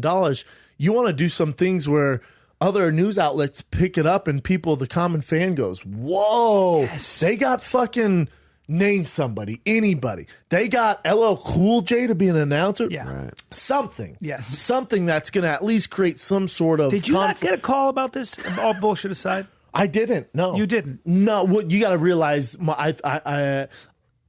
Yeah. I think there's bigger personal issues that I think would prevent that from happening. Yeah, you are you saying that maybe you burnt some of the bridges that would lead to that? Which I don't understand why. Really, when you think about it, the grand scheme of things, and don't get me wrong, I'm not vying for a fucking job. You with and UFC. Rogan, though, would be pretty awesome. Yes, but I mean, yeah, when you think about it, why? Do you know fighting? Could you do commentating on fighting? Yeah, do I? But I mean, could I add some personality to it? No, I hear you. And what happened to Chael Sonnen? I don't know. Oh, well, he's signed with Bellator. Okay, he's signed with Bellator. And he's doing play-by-play with Bellator. Gotcha. Yeah, I'm just surprised. He's got the Ortiz fight coming up. Yeah, I'm just very surprised that Brennan Schaub didn't get at least. Really? I am. I'm a CAA guy. I know I understand all the reasons. I'm just saying that if you like ratings and you want some color, I'm looking for color. I might be too much color. You and Rogan together after proving yourselves, after getting 2 million downloads on the Big Brown Breakdown and growing after what you've done on a podcast. Yeah. And again, do you know fighting? Are you nervous about it? I'm asking a question. Could I do it in my sleep and be better than 99% of the world? Maybe. Would you dress? Is that the suit you'd wear? Or I'm asking. Is it radio? Is it only radio? Is it only radio? Because if it was just radio, have I hosted Sports Center before? If it was in the 50s, I'm all about this guy, and I'm not hating on him. I love him, but I didn't know that we were in the time machine. I was just wondering if it made sense to get a 33-year-old who'd been in the UFC, who's got a little color and ready, maybe even a little humor. Yeah. It's a question. Yeah. It's a question. Well, it's like Mike Goldberg was a fucking Maserati, and then you're like, I'm going to trade this in, and then you pull in a Passat. The fuck is that? And you didn't get a call. No, sir. I'm just I curious. think if they're in the war room, I don't think there's a guy in that room that has the balls goes, what about Brendan Schaub? Get out! Yeah. Get the fuck out! Maybe. But I understand that you. Too outspoken. That's the reason you should be there. But look, I don't think they see it that way. I don't know how many listeners we have, but if you guys want to tweet at the UFC, I just don't understand why you wouldn't at least give Big Brown a shot. Give the kid a You shot. know? Do you know Rogan? You guys seem to.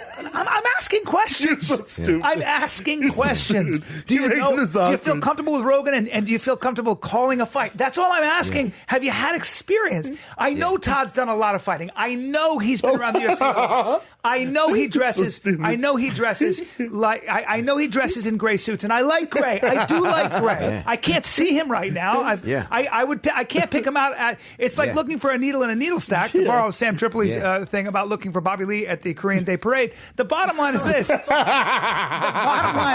I'm sorry to go on about this, but did you not even get a call? Don't you wear maroon felt blazers? Don't you take a size 54 jacket?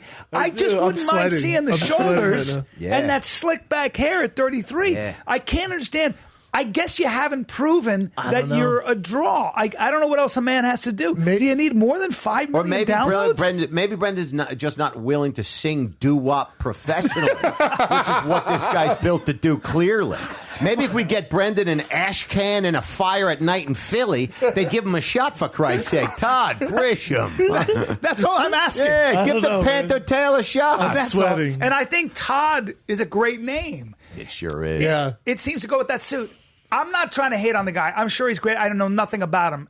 I'm actually vanilla ice cream. I'm a little shocked. Yeah. It's vanilla ice cream, and the salt and cherry that I bring isn't for everybody. Yeah. Well, you don't want a little brandy. There's some other networks that like me, though. Little You know brandy, this. yeah. There's some other networks who are in the Not beef just shop some. business. Not some. I mean, last time I checked, there are more than some. Yeah. I'm just wondering if you're part of the to be fighter honest, and I the never kid- thought about it. I really never even thought about Well, I hadn't either until I'm looking at that going, what happened to Brendan Schaub there? I'm literally the only thing I can think of is you're just so much taller than Joe that they'd have a problem it. framing. Goldberg was tall, too, though. Goldie's about my height. You're a Is big he? guy. I haven't Yeah. seen him in a while. I love that guy. Again, you're not photogenic, I guess. Yeah, I do have a face for radio. That's just not true. I'm The fact that this guy's doing anything but being a maitre d' somewhere in Beverly Hills is incredible. and he'd be a The great fact man. that he's not getting that's my right. fucking car at Del Frisco's is crazy. It's just the fact we're that he's not standing behind a pair of golf clubs right now trying to sell somebody on a 9-iron is incredible. Sir, are you a pro shop with a suit on? Look at that head. Well, look, if he showed up at Avis behind the counter, I would get. I would have no idea. I want the if he mid-size. came in right now, it was Yeah. like, fellas, you have mail at the front. Okay, get out. I would. That's right. I want the mid-size. Yeah. I'm just wondering. I want the mid-size. I'm just wondering why No, that is you vanilla. didn't even We get just to roasted take a- this Todd Yeah, poor Grissom. guy. God bless Todd. Yeah. God bless Todd. I'm sure I would love him. gotta I take that just, head. Good for him. Get the opportunity. of course, I mean, I'm sure the you do opportunity. great. I just wanted to know why you didn't get at least a couple cuts at the Too pitch. colorful, brother. A couple of swings. I'm asking for a couple of swings. Dana's not giving your boy a couple swings. Dana doesn't hate ratings. I know he's made if I his get money. an inch, I take a mile. All right, Dana White, listen to me. I love you, and Dana's great, and I helped you a little bit with that stand-up. Now, you had somebody write it for you, you bastard, but listen, I told you not to be nervous at least. I think Dana is a smart man who knows the difference. Oh, yeah. And that's why he was one of the people that built this fucking monster called the UFC. I believe if I put that into his brain, Dana, look at me, listen to me. This is ridiculous. Dana, you're a fan of mine. You've told me that. Now listen. You've told me You that. know I'd never And he steer you meant every wrong. word because he's never lied. You'd never steer me wrong. Dana. And Dana doesn't stay mad. He doesn't. Dana, do me a favor. Give him a couple cuts. Give the kid a couple cuts. That's all I'm asking for. Just give it a cut. And you get the job. 10%. 10%. 10%. That's the first we've ever talked about this. Yeah. I'm actually kind of Sorry, blown away. Todd. I'm blown away. Poor Todd got roasted. And by the way, hey, Joe. Hey, Rogan. My boy. How about throwing my boy's name in a hat?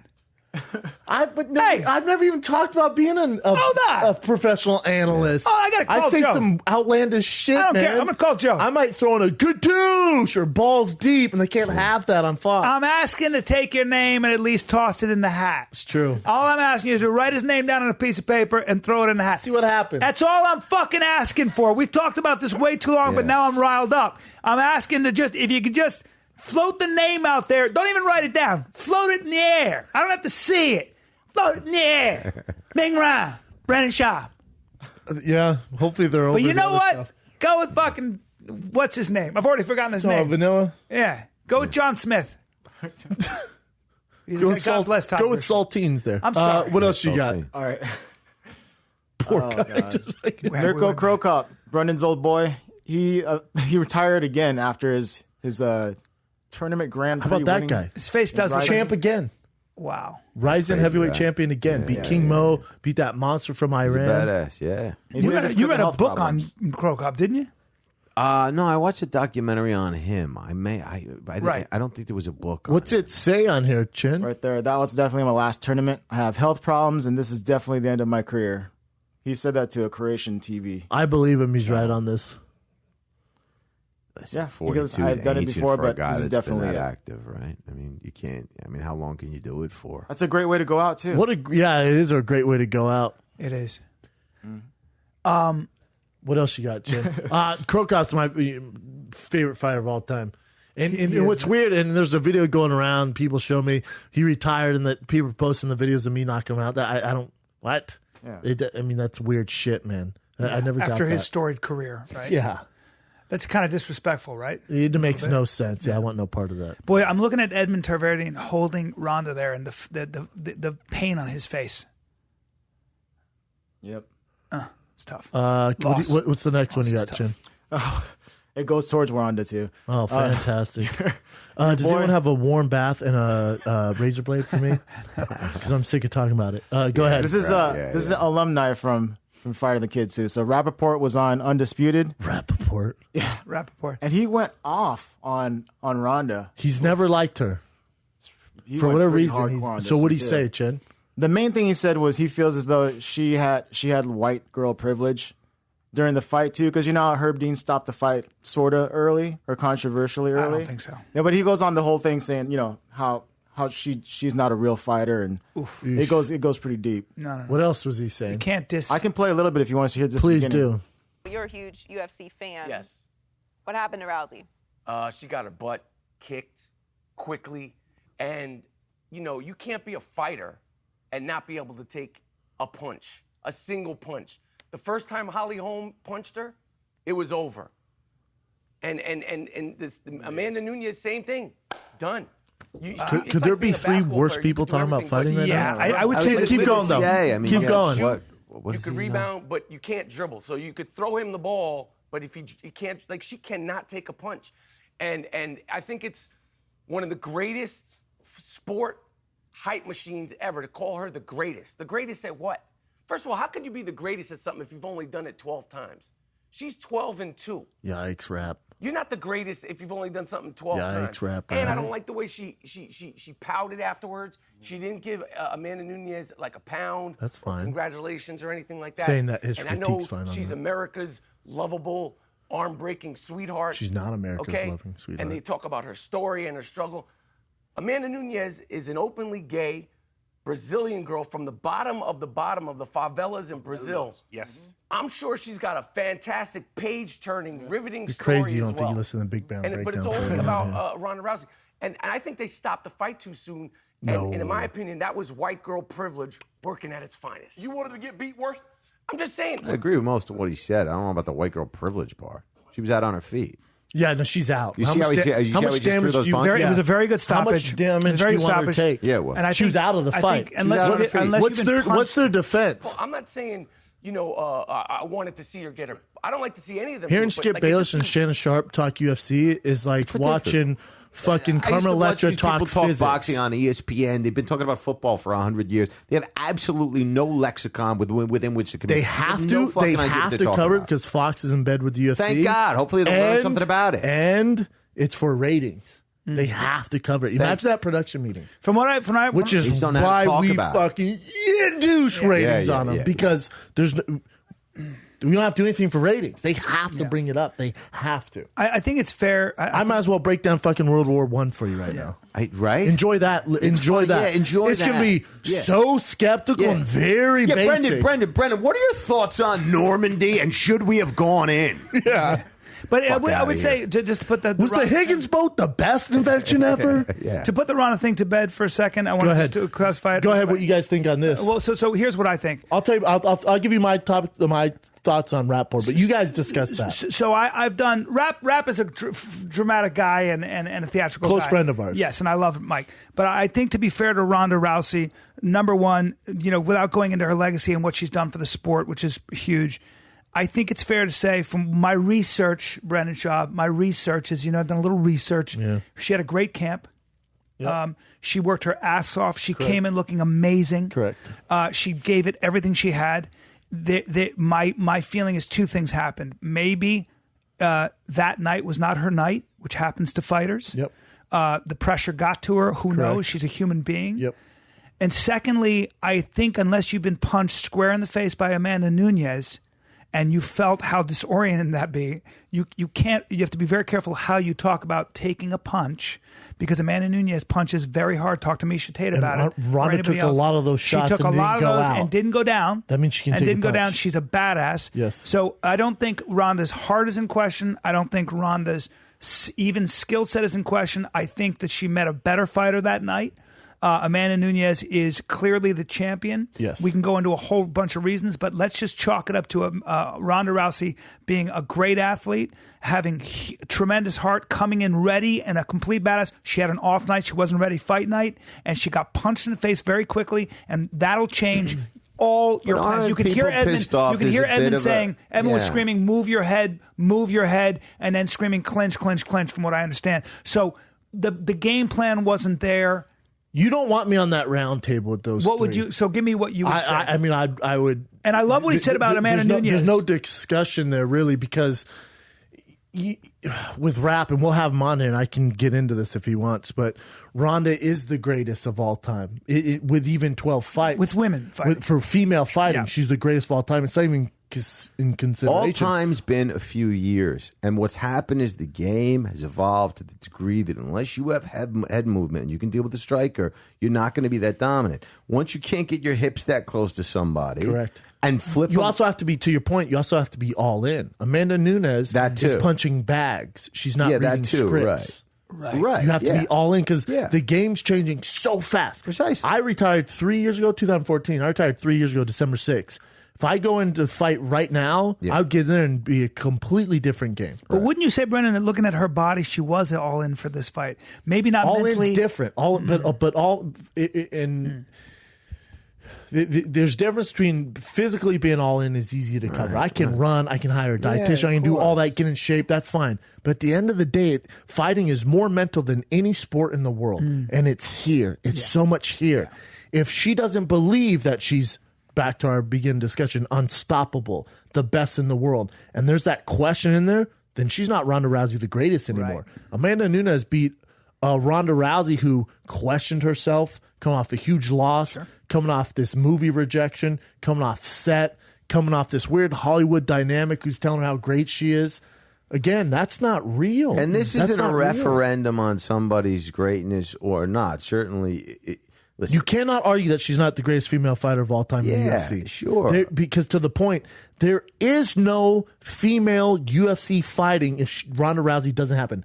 Dana White went on record going, females will never fight in the UFC. I'm not having it. Right. Ronda talked him into it, taking a shot. Right. That's huge. She's a pioneer. There's no Amanda Nunes. There's no Cyborg. There's no Misha Tate. There's none of that without Ronda Rousey in the UFC. She's a pioneer. She's the Jackie Robinson of female fighters. Right. There's no unlike Jackie Robinson, the level of competition that she was dealing with. I don't care about any of that stuff. No, I don't care about it. I get your argument. None of that matters. Makes perfect sense. That's not her fault. No, nobody's blaming her for that. But what people are saying, you can't argue Babe Ruth is the best baseball player of all time because there wasn't one black guy throwing a baseball. There wasn't one Cuban. They're all white guys. Yeah. That's not his people fault. People do argue that he would. They do, but that's not his fault. I know. It's like the Roy Jones argument. Who did he fight and all that? But it's Mike Tyson too. Yeah, Mike. Who did Tyson he beat? Too. What I think is very interesting. But part of the discussion about Mike Tyson was why he peaked at 23 years old, and other guys peaked at 35 and went on to sustained careers. Well, is that here? It's psychological. Psychological. he was a relatively fragile guy. And as soon as Mike Tyson lost, you never saw the same Mike Tyson. Exactly. Other guys get better when they lost. Bernard Hopkins came out of prison, lost his first fight. He was never the fastest guy, never the baddest guy in the gym. He just beat everybody, and he was able to do it till he was 50 years old. Some guys get the knocked out. argument is that Ronda is more fragile psychologically. You got a pretty strong argument. And I agree 100% with that, Dov. And no one's really talking about that because I brought up the point where it's very similar with Tiger Woods and Mike Tyson, where when that foundation gets rocked, phenoms don't always fare well when the competition gets going. No, when you get punched in your mouth, you'll find out a few things about people. That's why fighting is so much different than everything else. With the point of Mike Tyson, if LeBron James, who is this phenom, loses the finals, it's basketball. He still played pretty well, even though they lost. He can come back next season and do his thing. In fighting, with people like Ronda, Mike Tyson, when that foundation gets rocked, and to Tiger Woods' point, remember when Tiger Woods, when all that negativity started coming out, and he lost the tournament, and then that foundation, he's never been the same. Let me ask you this. What do you think his swing changed? Do you think the golf course got harder? No, it's all here. He's not the unstoppable Tiger Woods. Ronda, after getting fucking murked in Australia, went, holy fuck, I'm not God's gift of fighting. And then that seed goes, you're not. Let's make a distinction too. In fighting, you're getting punched when and being knocked a phenom out. becomes a liability. Hector Macho Camacho, when he took that left hook and it knocked him down, didn't knock him out. I can't remember who the fighter was. He was never ultimately. A lot of fighters, when they get hit that hard, they actually don't come back the same. Getting hit in the head. A lot do. A lot do. True their fighters. Their chin doesn't come back the same. It doesn't mean that they won't. Heart does. Their heart does and their mind does. But you fight very cautiously. So Georges St-Pierre, after he got knocked out by Matt Serra, came back a much more cautious fighter. He fought differently. Whereas Ronda showed up stiff. Boring, and there was no head movement. I'm not arguing she's not the greatest female fighter that ever whatever. But when you see some guys lose, they get better. Conor McGregor got choked the fuck out, came back, fought the same guy at the same weight, and showed up for 5 rounds. That was a different this psychology. Been my point this entire time, and it's my point too. Because it's true. Because and I'm not saying Ronda's not a real fighter, but she's a phenom. She's the greatest female fighter of all time. But you find out what someone's about when they lose, when they get embarrassed. Yes. Conor McGregor, his camp goes, no. You're fighting Nate Diaz. You and I were both. Everybody was like, you're fighting Nate Diaz at 55. Conor, despite the management and the UFC brass, goes, no. We're doing it at 70 to prove that I can fucking beat this guy, and I want it next month. And they go, we're not doing next month. I want that out of my fucking fighter. If I'm betting on someone, if I'm investing my energy, marketing, and I'm putting all my dollars behind someone, I want that guy. Because the chances are he will lose eventually again. With Ronda, once they lose and 411 days off, that's a red flag to me. Because I know after a loss, you're like, oh my God, I got to redeem myself. Holy fuck, I got to get back in. This is embarrassing. Whenever there's that long layoff, these are huge red flags. Yes. There's huge red flags. Yeah.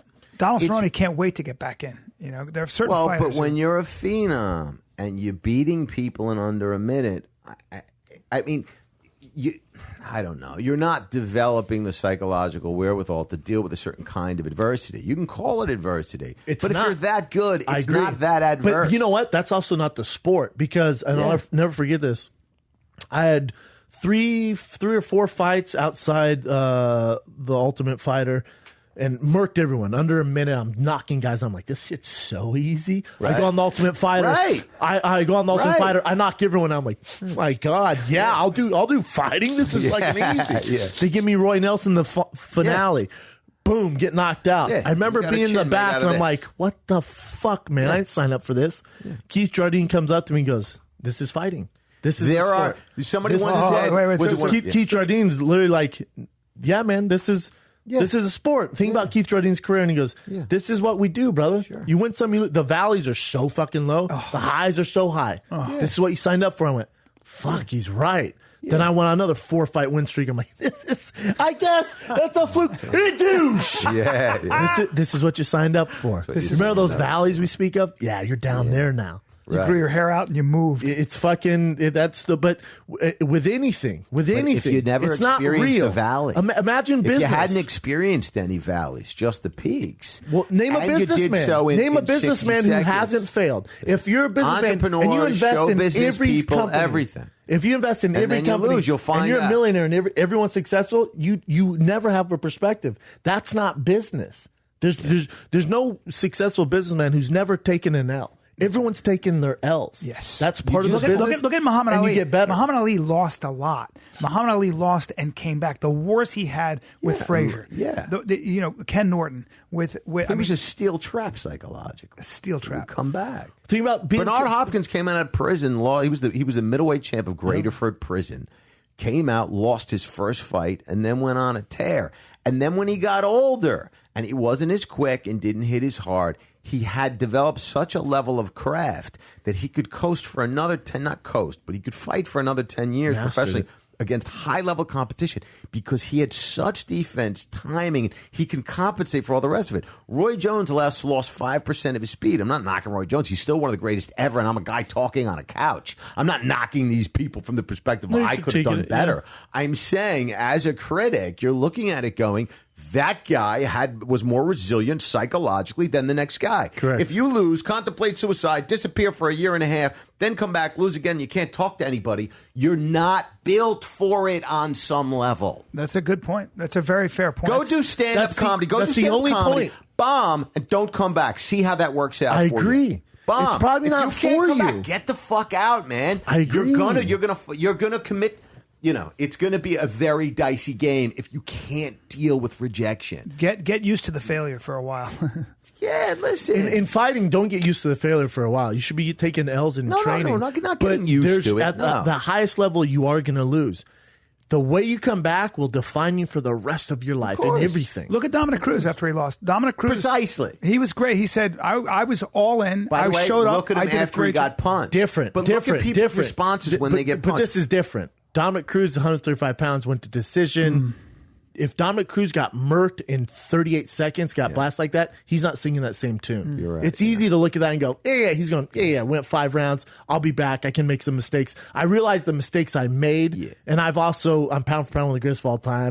But I think what people have a problem conceptualizing when you hear this is the greatest person of all time, and then they get murked, so to speak, is were they that great? And she was.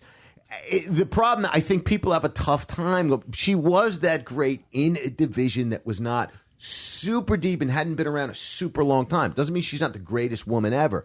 But when you see somebody get stopped like that off a jab, straight right hand with some basic stuff, you wonder, what were they doing that they were so dominant that they now can't seem to deal with the great striker for at least a little bit of time? I agree.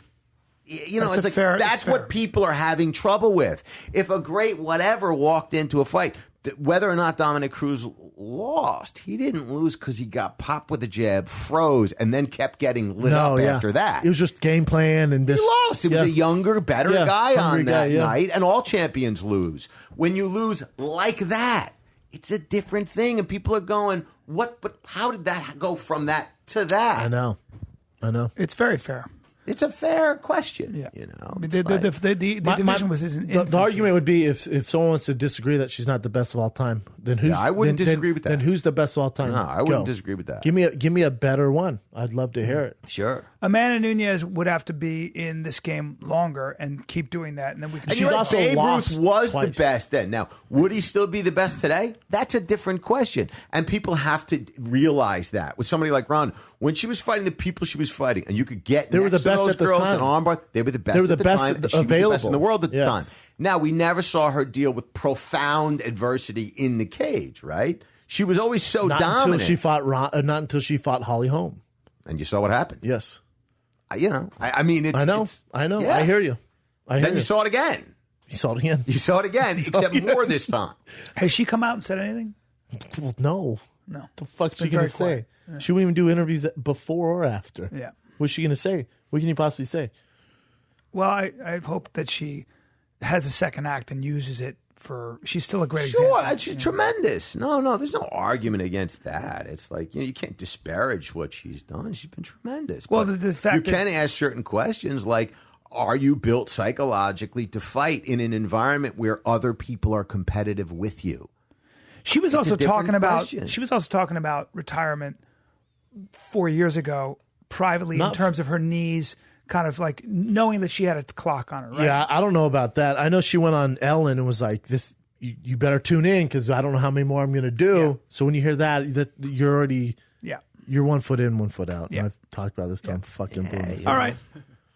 Moving on. I was like, I don't want to do this, and we spent 30 minutes. It's a good conversation. Yeah, I agree, but we're gonna get Rap in here soon. Again, Rap's our boy, and I just think, Rap's always had this thing with Rhonda and blah blah blah, but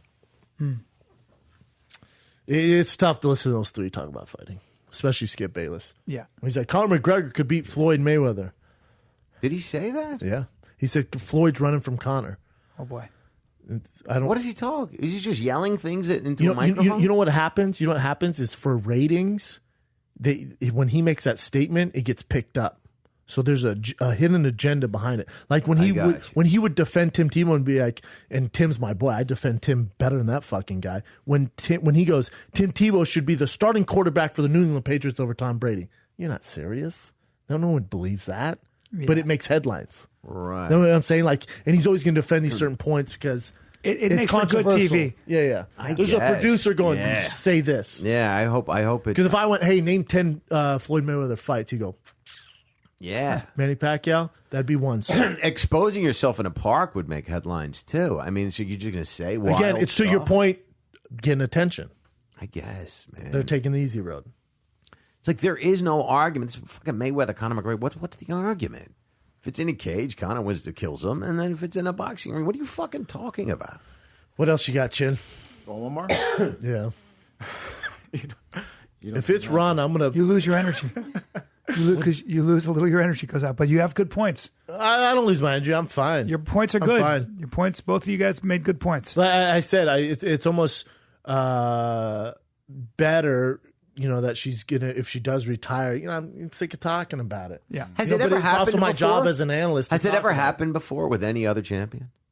Has it ever happened? That's been before? just absolutely in fighting in general. That went out where like you a flame went like from that. completely dominant to absolutely getting taken apart. Tyson? And just shut down. No. Tyson came back. And by the way, even when Tyson lost and got knocked out, it was in the 10th, 11th round. Yeah, he really went at it. Against he really went at it. He went at it. He really. And Tyson was, on drugs and a thing, and he was fragile psychologically, but not this fragile. He didn't fall apart. He never got outclassed. Yeah, she was completely outclassed. It looked like an amateur and pro. It looked like an amateur fighter. We've never seen that. I've never seen in any high level competition to that degree. I've never seen it to that degree. I've never seen somebody go from that dominant to it'd be like. It'd be like who's that and granted, it's different because he has 50 fights in a jagillion amateur boxing matches. But if Floyd Mayweather was like, I'll finally fight Manny Pacquiao, and Pacquiao just like that's right, beat the shit out of him. But that would never happen. Oh my God, you're not the best of all time. By the way, I don't think that's ever happened in the history of boxing. Because the competition, the level of competition, if you were a dominant champion in boxing, you had to beat so many good guys. Yeah. And you've gone 12 rounds and had battles, and you've questioned yourself and overcame it, and you've had 300 amateur fights, and you know exactly who you are. And there's not Hollywood agents telling you you're the greatest of all time. That's what makes it I'm different. rubbing your tits, and that's why it's never happened. You were the champ. You were the best ever in a 3-year-old division. I mean, how you got to contextualize it. Very good point. Because it's never happened. I can't think of a boxer. No, I can't think of a single fight, and I can't think of another very fight. closely. Me for a long too. time. I can't too closely. It's embarrassing. Yeah, I can't think of anything. Well, I can't think of a single guy who was ever remotely Kelly dominant. Pavlik. Then came back. Kelly Pavlik fell should apart. punch you in the dick. Fell apart psychologically after Bernard Hopkins took away his best weapon, and then started drinking a lot in Youngstown. Was a local hero and couldn't dig himself back out. But he had a long career. He had a long. He didn't have a 3-year career like Ronda. And nobody beat him in 40 seconds. And nobody long career. And he fought for a half hour before Bernard Hopkins. Did he stop him or whatever? Yes, multi-time. He stopped him world late, champ. and then there were a number of guys who didn't have great performances. What's his name? That No Mas fight, and he's the greatest ever. Arguably, Roberto at Duran. 35. Yeah, all those guys. Nobody. What about another? Came back I'm and was burnt. I'm trying to think of other sports. There's like there's guys, but they never succeed at the highest level. But they've never succeeded at the highest level. There's I guess to the point that like Colin Kaepernick for a while. Remember, he took the 49ers to the Super Bowl. That's and tricky, then the though, NFL right? goes, wait. You can't actually sit in the pocket and throw.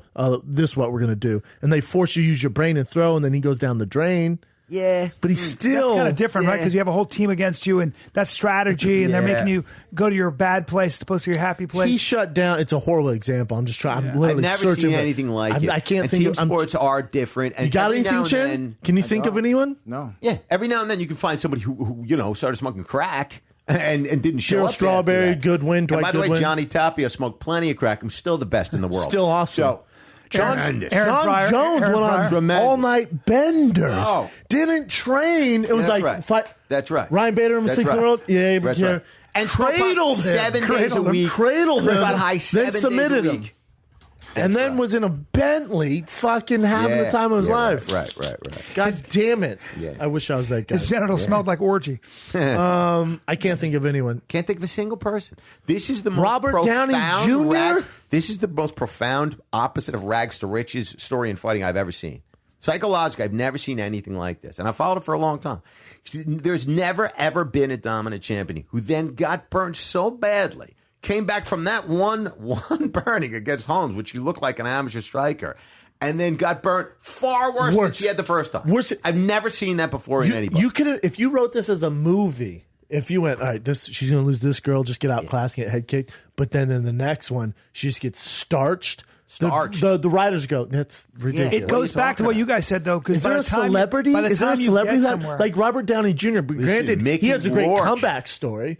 But Robert Downey Jr., remember, he was America's sweetheart, gets caught with a tranny, just fucking things up. Now he's fucking bigger than ever. Came back from a major drug addiction, actually. Listen, They found him in a crib. Can you think of anyone? I mean, that's right, in a house. Every stand-up has had some dark experience sitting in a hotel room, either crying or wanting to cry, and like after a bad night or a bad month. It's like, I've never seen anything like that, where you come back and you're just a shadow of your former self overnight. They say in boxing, guys get old overnight. Yeah. And that happens. Your chin gets soft overnight. It's different, But you though. don't come back and get outclassed like that. Gennaro Hernandez, when he took apart Larry Holmes, when Larry Holmes came back and got, and what's his name, didn't want to, a young Ali didn't want to, no, the opposite, right? So Larry Holmes fought Ali when he was really young and Ali was on his way out. But all those guys.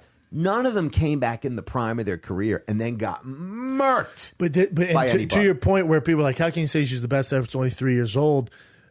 She is the best of those 3 years. Yeah, I know, but those guys, they're never going to get outclassed because they have 400 fights. That's correct. That's She what I'm has saying. 12. They've been through the ringer. They've like you just said, they've lost. They've gone through all this back then. And they've seen, like, Muhammad Ali has seen a crazy puncher like Larry Holmes before. He said that was his sparring When partner. she's saying, I'm the best fighter in the world, period, pound for pound. One, it isn't true, no. and people took a kind of offense to that. Had she contextualized it and not built it up to be that, and then when you lose, your whole point is, I'm so fucking focused, I'm not going to talk to a single member of the media, and then you go in and you get burnt. You break down, you got hit with a jab and froze the fuck up, couldn't move your head. It's just, and it's obliterating. It's an obliteration. And that's what people are trying to conceptualize. I can't think of a They're bigger fucking crash and burn. Never seen I'm it. trying never to heard because it. I'm trying to defend. You're not I gonna. cannot think of one. You're not going to because the competition levels were too high. I know. They were just and those too high. guys to get to that level that are couldn't. just so talented where couldn't. they could fight the hardest puncher in the world and they're still going to go at least 6 or 7 rounds before they get hit. Yeah. Because they've been there a million times. Yep. And had she said that and not said, pound for pound, she's the best fighter. Her problem is the, Pound for pound the as a darkness. woman? Her problem. What else you got, Chin? Yeah. Did you guys hear about those twin brothers where a dresser fell down? These 2 little kids, they're like 2 years old. You didn't hear about it? No. So this story is interesting. I really want to get your takes on it because the more I look into it, the more it seems like the parents are not cool. So here's the video of the kids. Wait, is it bad? So, I don't want to see kids. No, get so hurt. there's not a scratch on these kids, right? Okay. But if you Google twin brothers, you'll see a bunch of stories where 2-year-old saves brother from fallen dresser. Yeah, hero, this and that. And Let me see the video. Is this the video? So this is the media's video. So I want you to see this first. Oh shit. Let me do this real quick. And if it's too low, you can use the volume there if you want. Accidents are going to happen. Oh, look so at these little we just want to bunnies. spread awareness to this one accident that happened. Oh, hope that it doesn't happen to any other families. Well, the video of the dresser You know what? falling The over dresser's the an watch, empty hole. It also captures little Bodie trying to help his brother. Well, get on it, just Bobby. came around and again assessed the situation, thinking I need to help my twin brother. What do I do here? So he sat there and thought, tried to lift it at first, and obviously that didn't work. So he just pushed with all of his might, and it pushed it right off of his brother. And I really believe in a twin bond. You always hear that, and I really think these two have it. This one's Bodie, and this For one's sure don't Brock. get Mohawk, though. They're What's almost the story? Okay, so I saw that, I shit, heard that this scares story me. everywhere, right? And then I saw the actual video. Yeah. So the actual video's on YouTube, and it's obviously by them. They put the video out, right? And then you can see right there. It says for licensing and permission, contact this. Right. So they're making money off of this, first of all. Okay. And secondly, if you watch the whole video, it's terrifying because the kid doesn't rescue him. Like, if you guys want to watch the video, it's only 2 minutes, but you can check the whole thing out. I'm probably not going to post this in post. Yeah, so what happened? But just check it out. I think it's worth watching this. So The whole thing? yeah, There's 8 million hits on this video. Yeah. You know, I've done sets. They're as funny as anything that's ever been on camera. It's got 200 views. 8 million videos. I should have just dumped the dresser on a kid. That's crazy. the life we live. What fucking kind of world are we living in? Yeah. So is he not trying to save him? no, and he actually climbs over the. I'll show you this. He's just hanging out. Holy shit. So we're he questioning climbs whether. over. Oh my God. Puts He extra. climbs on well, he's climbs 2. this. He doesn't know. Yeah. Of course, I get that they're kids, and that's But it's for not- sure don't label him as a hero. exactly. Saves brother. You mean trying to kill him more? Yeah. Yeah. So You this mean, was what do you on- mean? You mean we miraculous? found out the other twin, Satan? oh, Jesus he's going to grab the extension cord to finish the job off. Why don't we change the headline to one twin miraculously survives after the other dummy sat on his head? No, one twin miraculously survives as the other one torches him as he's As the other walks under on a top of fucking the thing that's- dresser. Yeah. Christ's sake. How about prisoner of war survives horrible encounter with twin brother? For God's sake. So the guy, after 2 minutes, pushes the thing. What's the big Yeah, so deal this- here? I don't well, get it. he's 2, so he at least knew to The get big his deal brother. is that they're twins and the guy pushed the dresser? The big they're big making deal it- is they're marking it as saves hero. brother, hero. Yeah. Does it? That's his initial reaction. Saves the brother. The real video is showing him Dude. torturing the brother. he's- Video. he's Watch the real experimenting. video. It's terrible. Good. He's experimenting, yeah. God. But the family's on all these different talk shows and saying how it's a heroic thing. They're just making money off of this video. Jesus Christ. I wonder how Well, much I money think they're also making. she's saying she's raising awareness that you better secure your dresser. That's another thing too. I don't have kids, but if I had twins, there's no way I'm putting that. You never know, humongous Bubba. You thing. never Dude, know. It's Trust scary. me. You don't I know get that. it. My son just started walking. Hashtag crazy athlete. He's 10 months old. He started walking, and I mean, I was in the kitchen literally just making coffee. 10 seconds. I left him sitting. This morning. I'm a single parent right now. Kids get my burned all the girl's time. in Mexico. I'm making the coffee. I'm there for 10 seconds. I look at him. He's making noises. I make coffee. I look back. He's gone. I'm like, what the fuck? He's upstairs. Climbed 20 fucking stairs, and he's opening the dresser. I'm in Tahiti. My 5-year-old's on the completely- I balcony. completely He's on agree with he's you. on the goddamn. He's climbing up on the balcony. He could have fallen over. Your kids don't think and shit like that happens. For the first time, I'm going to secure the dresser. I didn't think of that until That's what I was I going to didn't ask think you. either. Because that's the first thing. I don't gotta have pee so kids, badly, but I'm I gonna was die. I was a brother. Right, I got an older brother. Yeah. The first We'll thing do that it we would after always this. do is climb into. For these sure, things, we right? used to All fuck the around all the time with it. And then I heard about that story with IKEA, how all these kids are dying from dresser drawers falling. on them. Jesus. So it's already in my head for years. Yeah. So I never for heard me- that. Yeah. Seeing that though makes me go. And I it's got to in their secure room. the Secure dresser. the dresser. Yeah. My kid, you know the door stops that go ding ding ding. Ding, Yes. ding. My kid is playing with it. He loves them. Keeps hitting it. I never thought. The little white thing on Yes. the end? This fucking pterodactyl hand rips it off. Looks at me. Goes. Oh, I go. What the fuck? Oh, my Who God. swallows that? God damn it. I reach over. I'm fucking Oh, hitting. God. I'm hitting him like I hit Mirko Krokop when he's on the ground. That thing went. God damn it. Dude, hey, psycho! Yeah. Don't swallow the goddamn They eat doorknob. everything. Yeah. Yeah. He's right? these big old dick beater sweat. Oh, Jesus. That's crazy. And then looks at me and goes, Bam, bam. Bam, bam. Fucking monster. You got Bam Bam. You guys want to drain our pieces? Let's go drain our pieces. I don't know. I'm having trouble developing an opinion about this. Do we know what Skip Bayless thinks about this? Let's get Shannon Sharp and rap on it.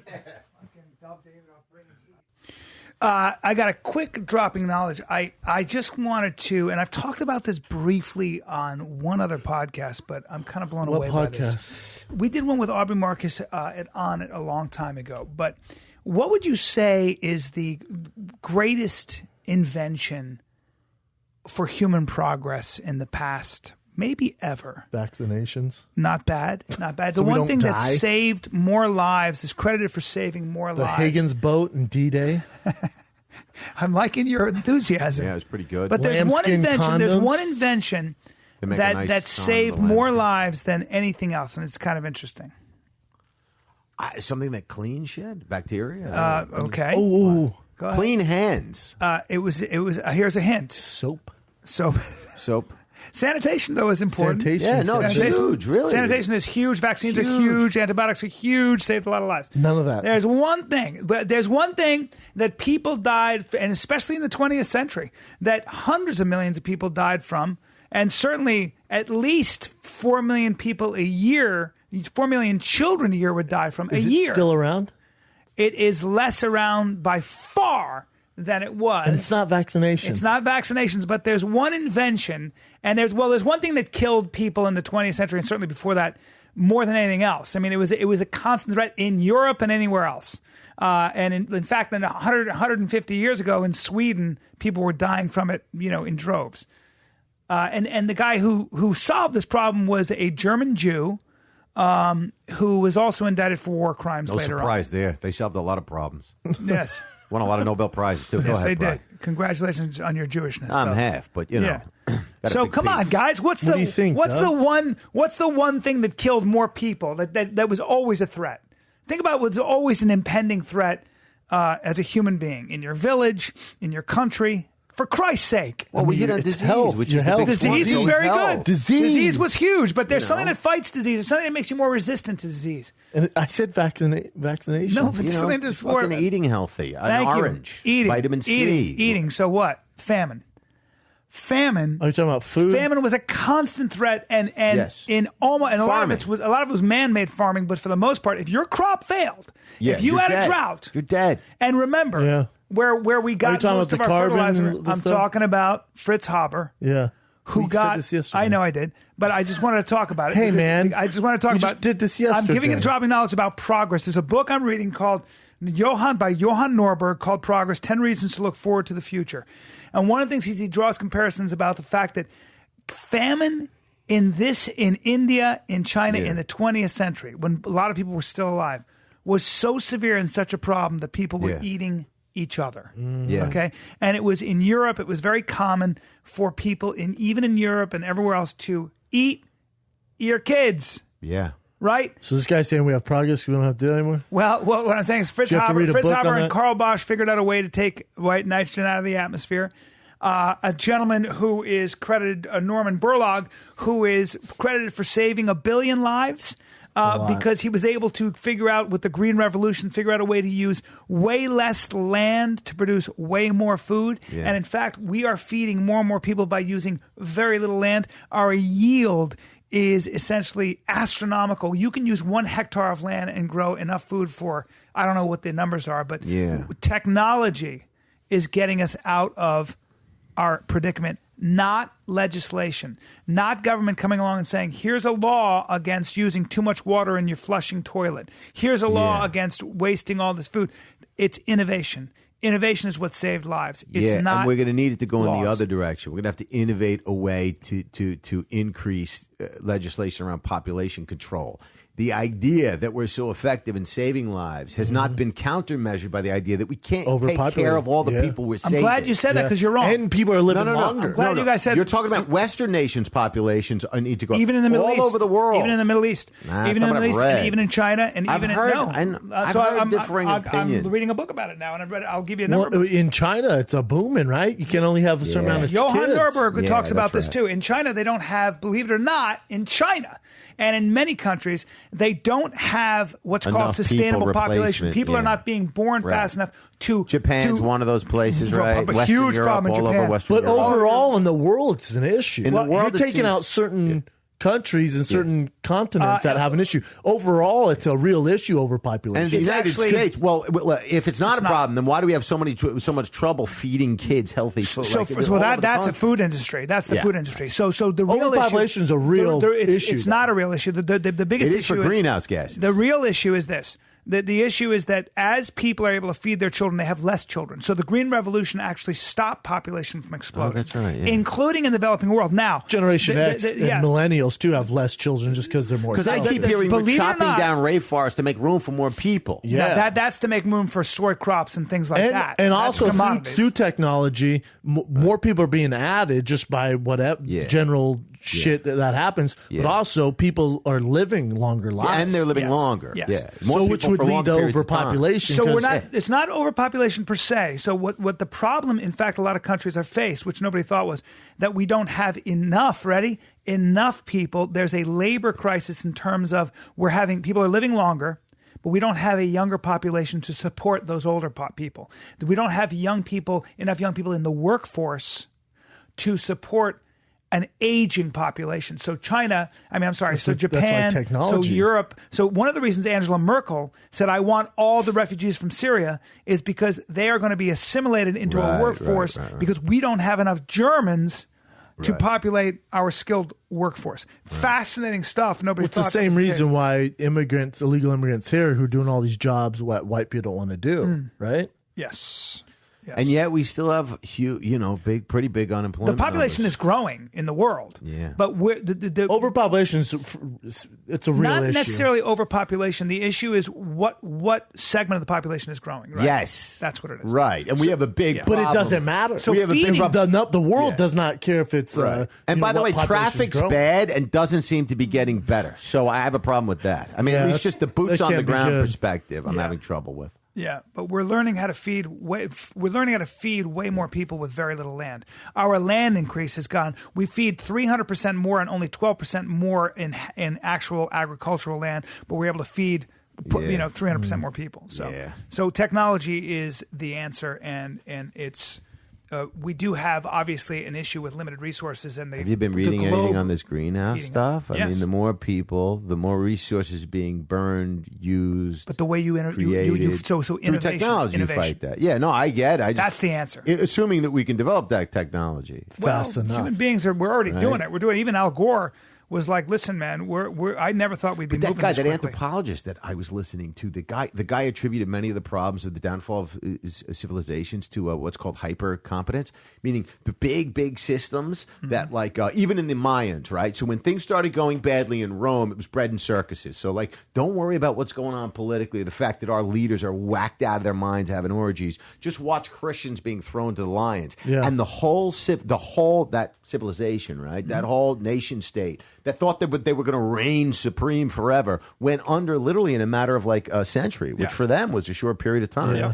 And before them, it was the Mayans. They started attributing a lot of the resources towards religious rituals.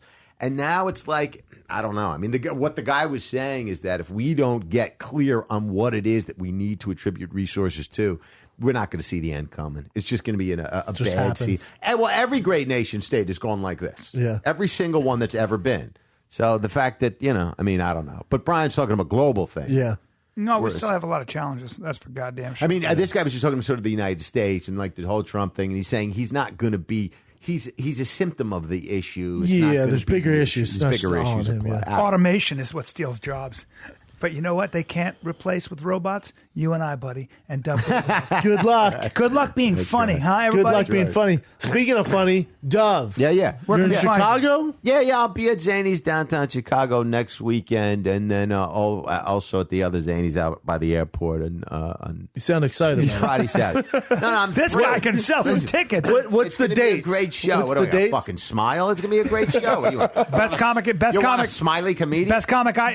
For my money, you're my favorite comic of all time. We're and I'm gonna not do kidding. the right thing out in Chicago. Zany's the 11th, 12th, not this weekend, next week. Yeah, next weekend. Best comic in the Go world. see 11, Dov 12, in 13, Chicago, 14. 11, 12. And then finally, kid, we just added San Francisco at Cobb's, February 9th.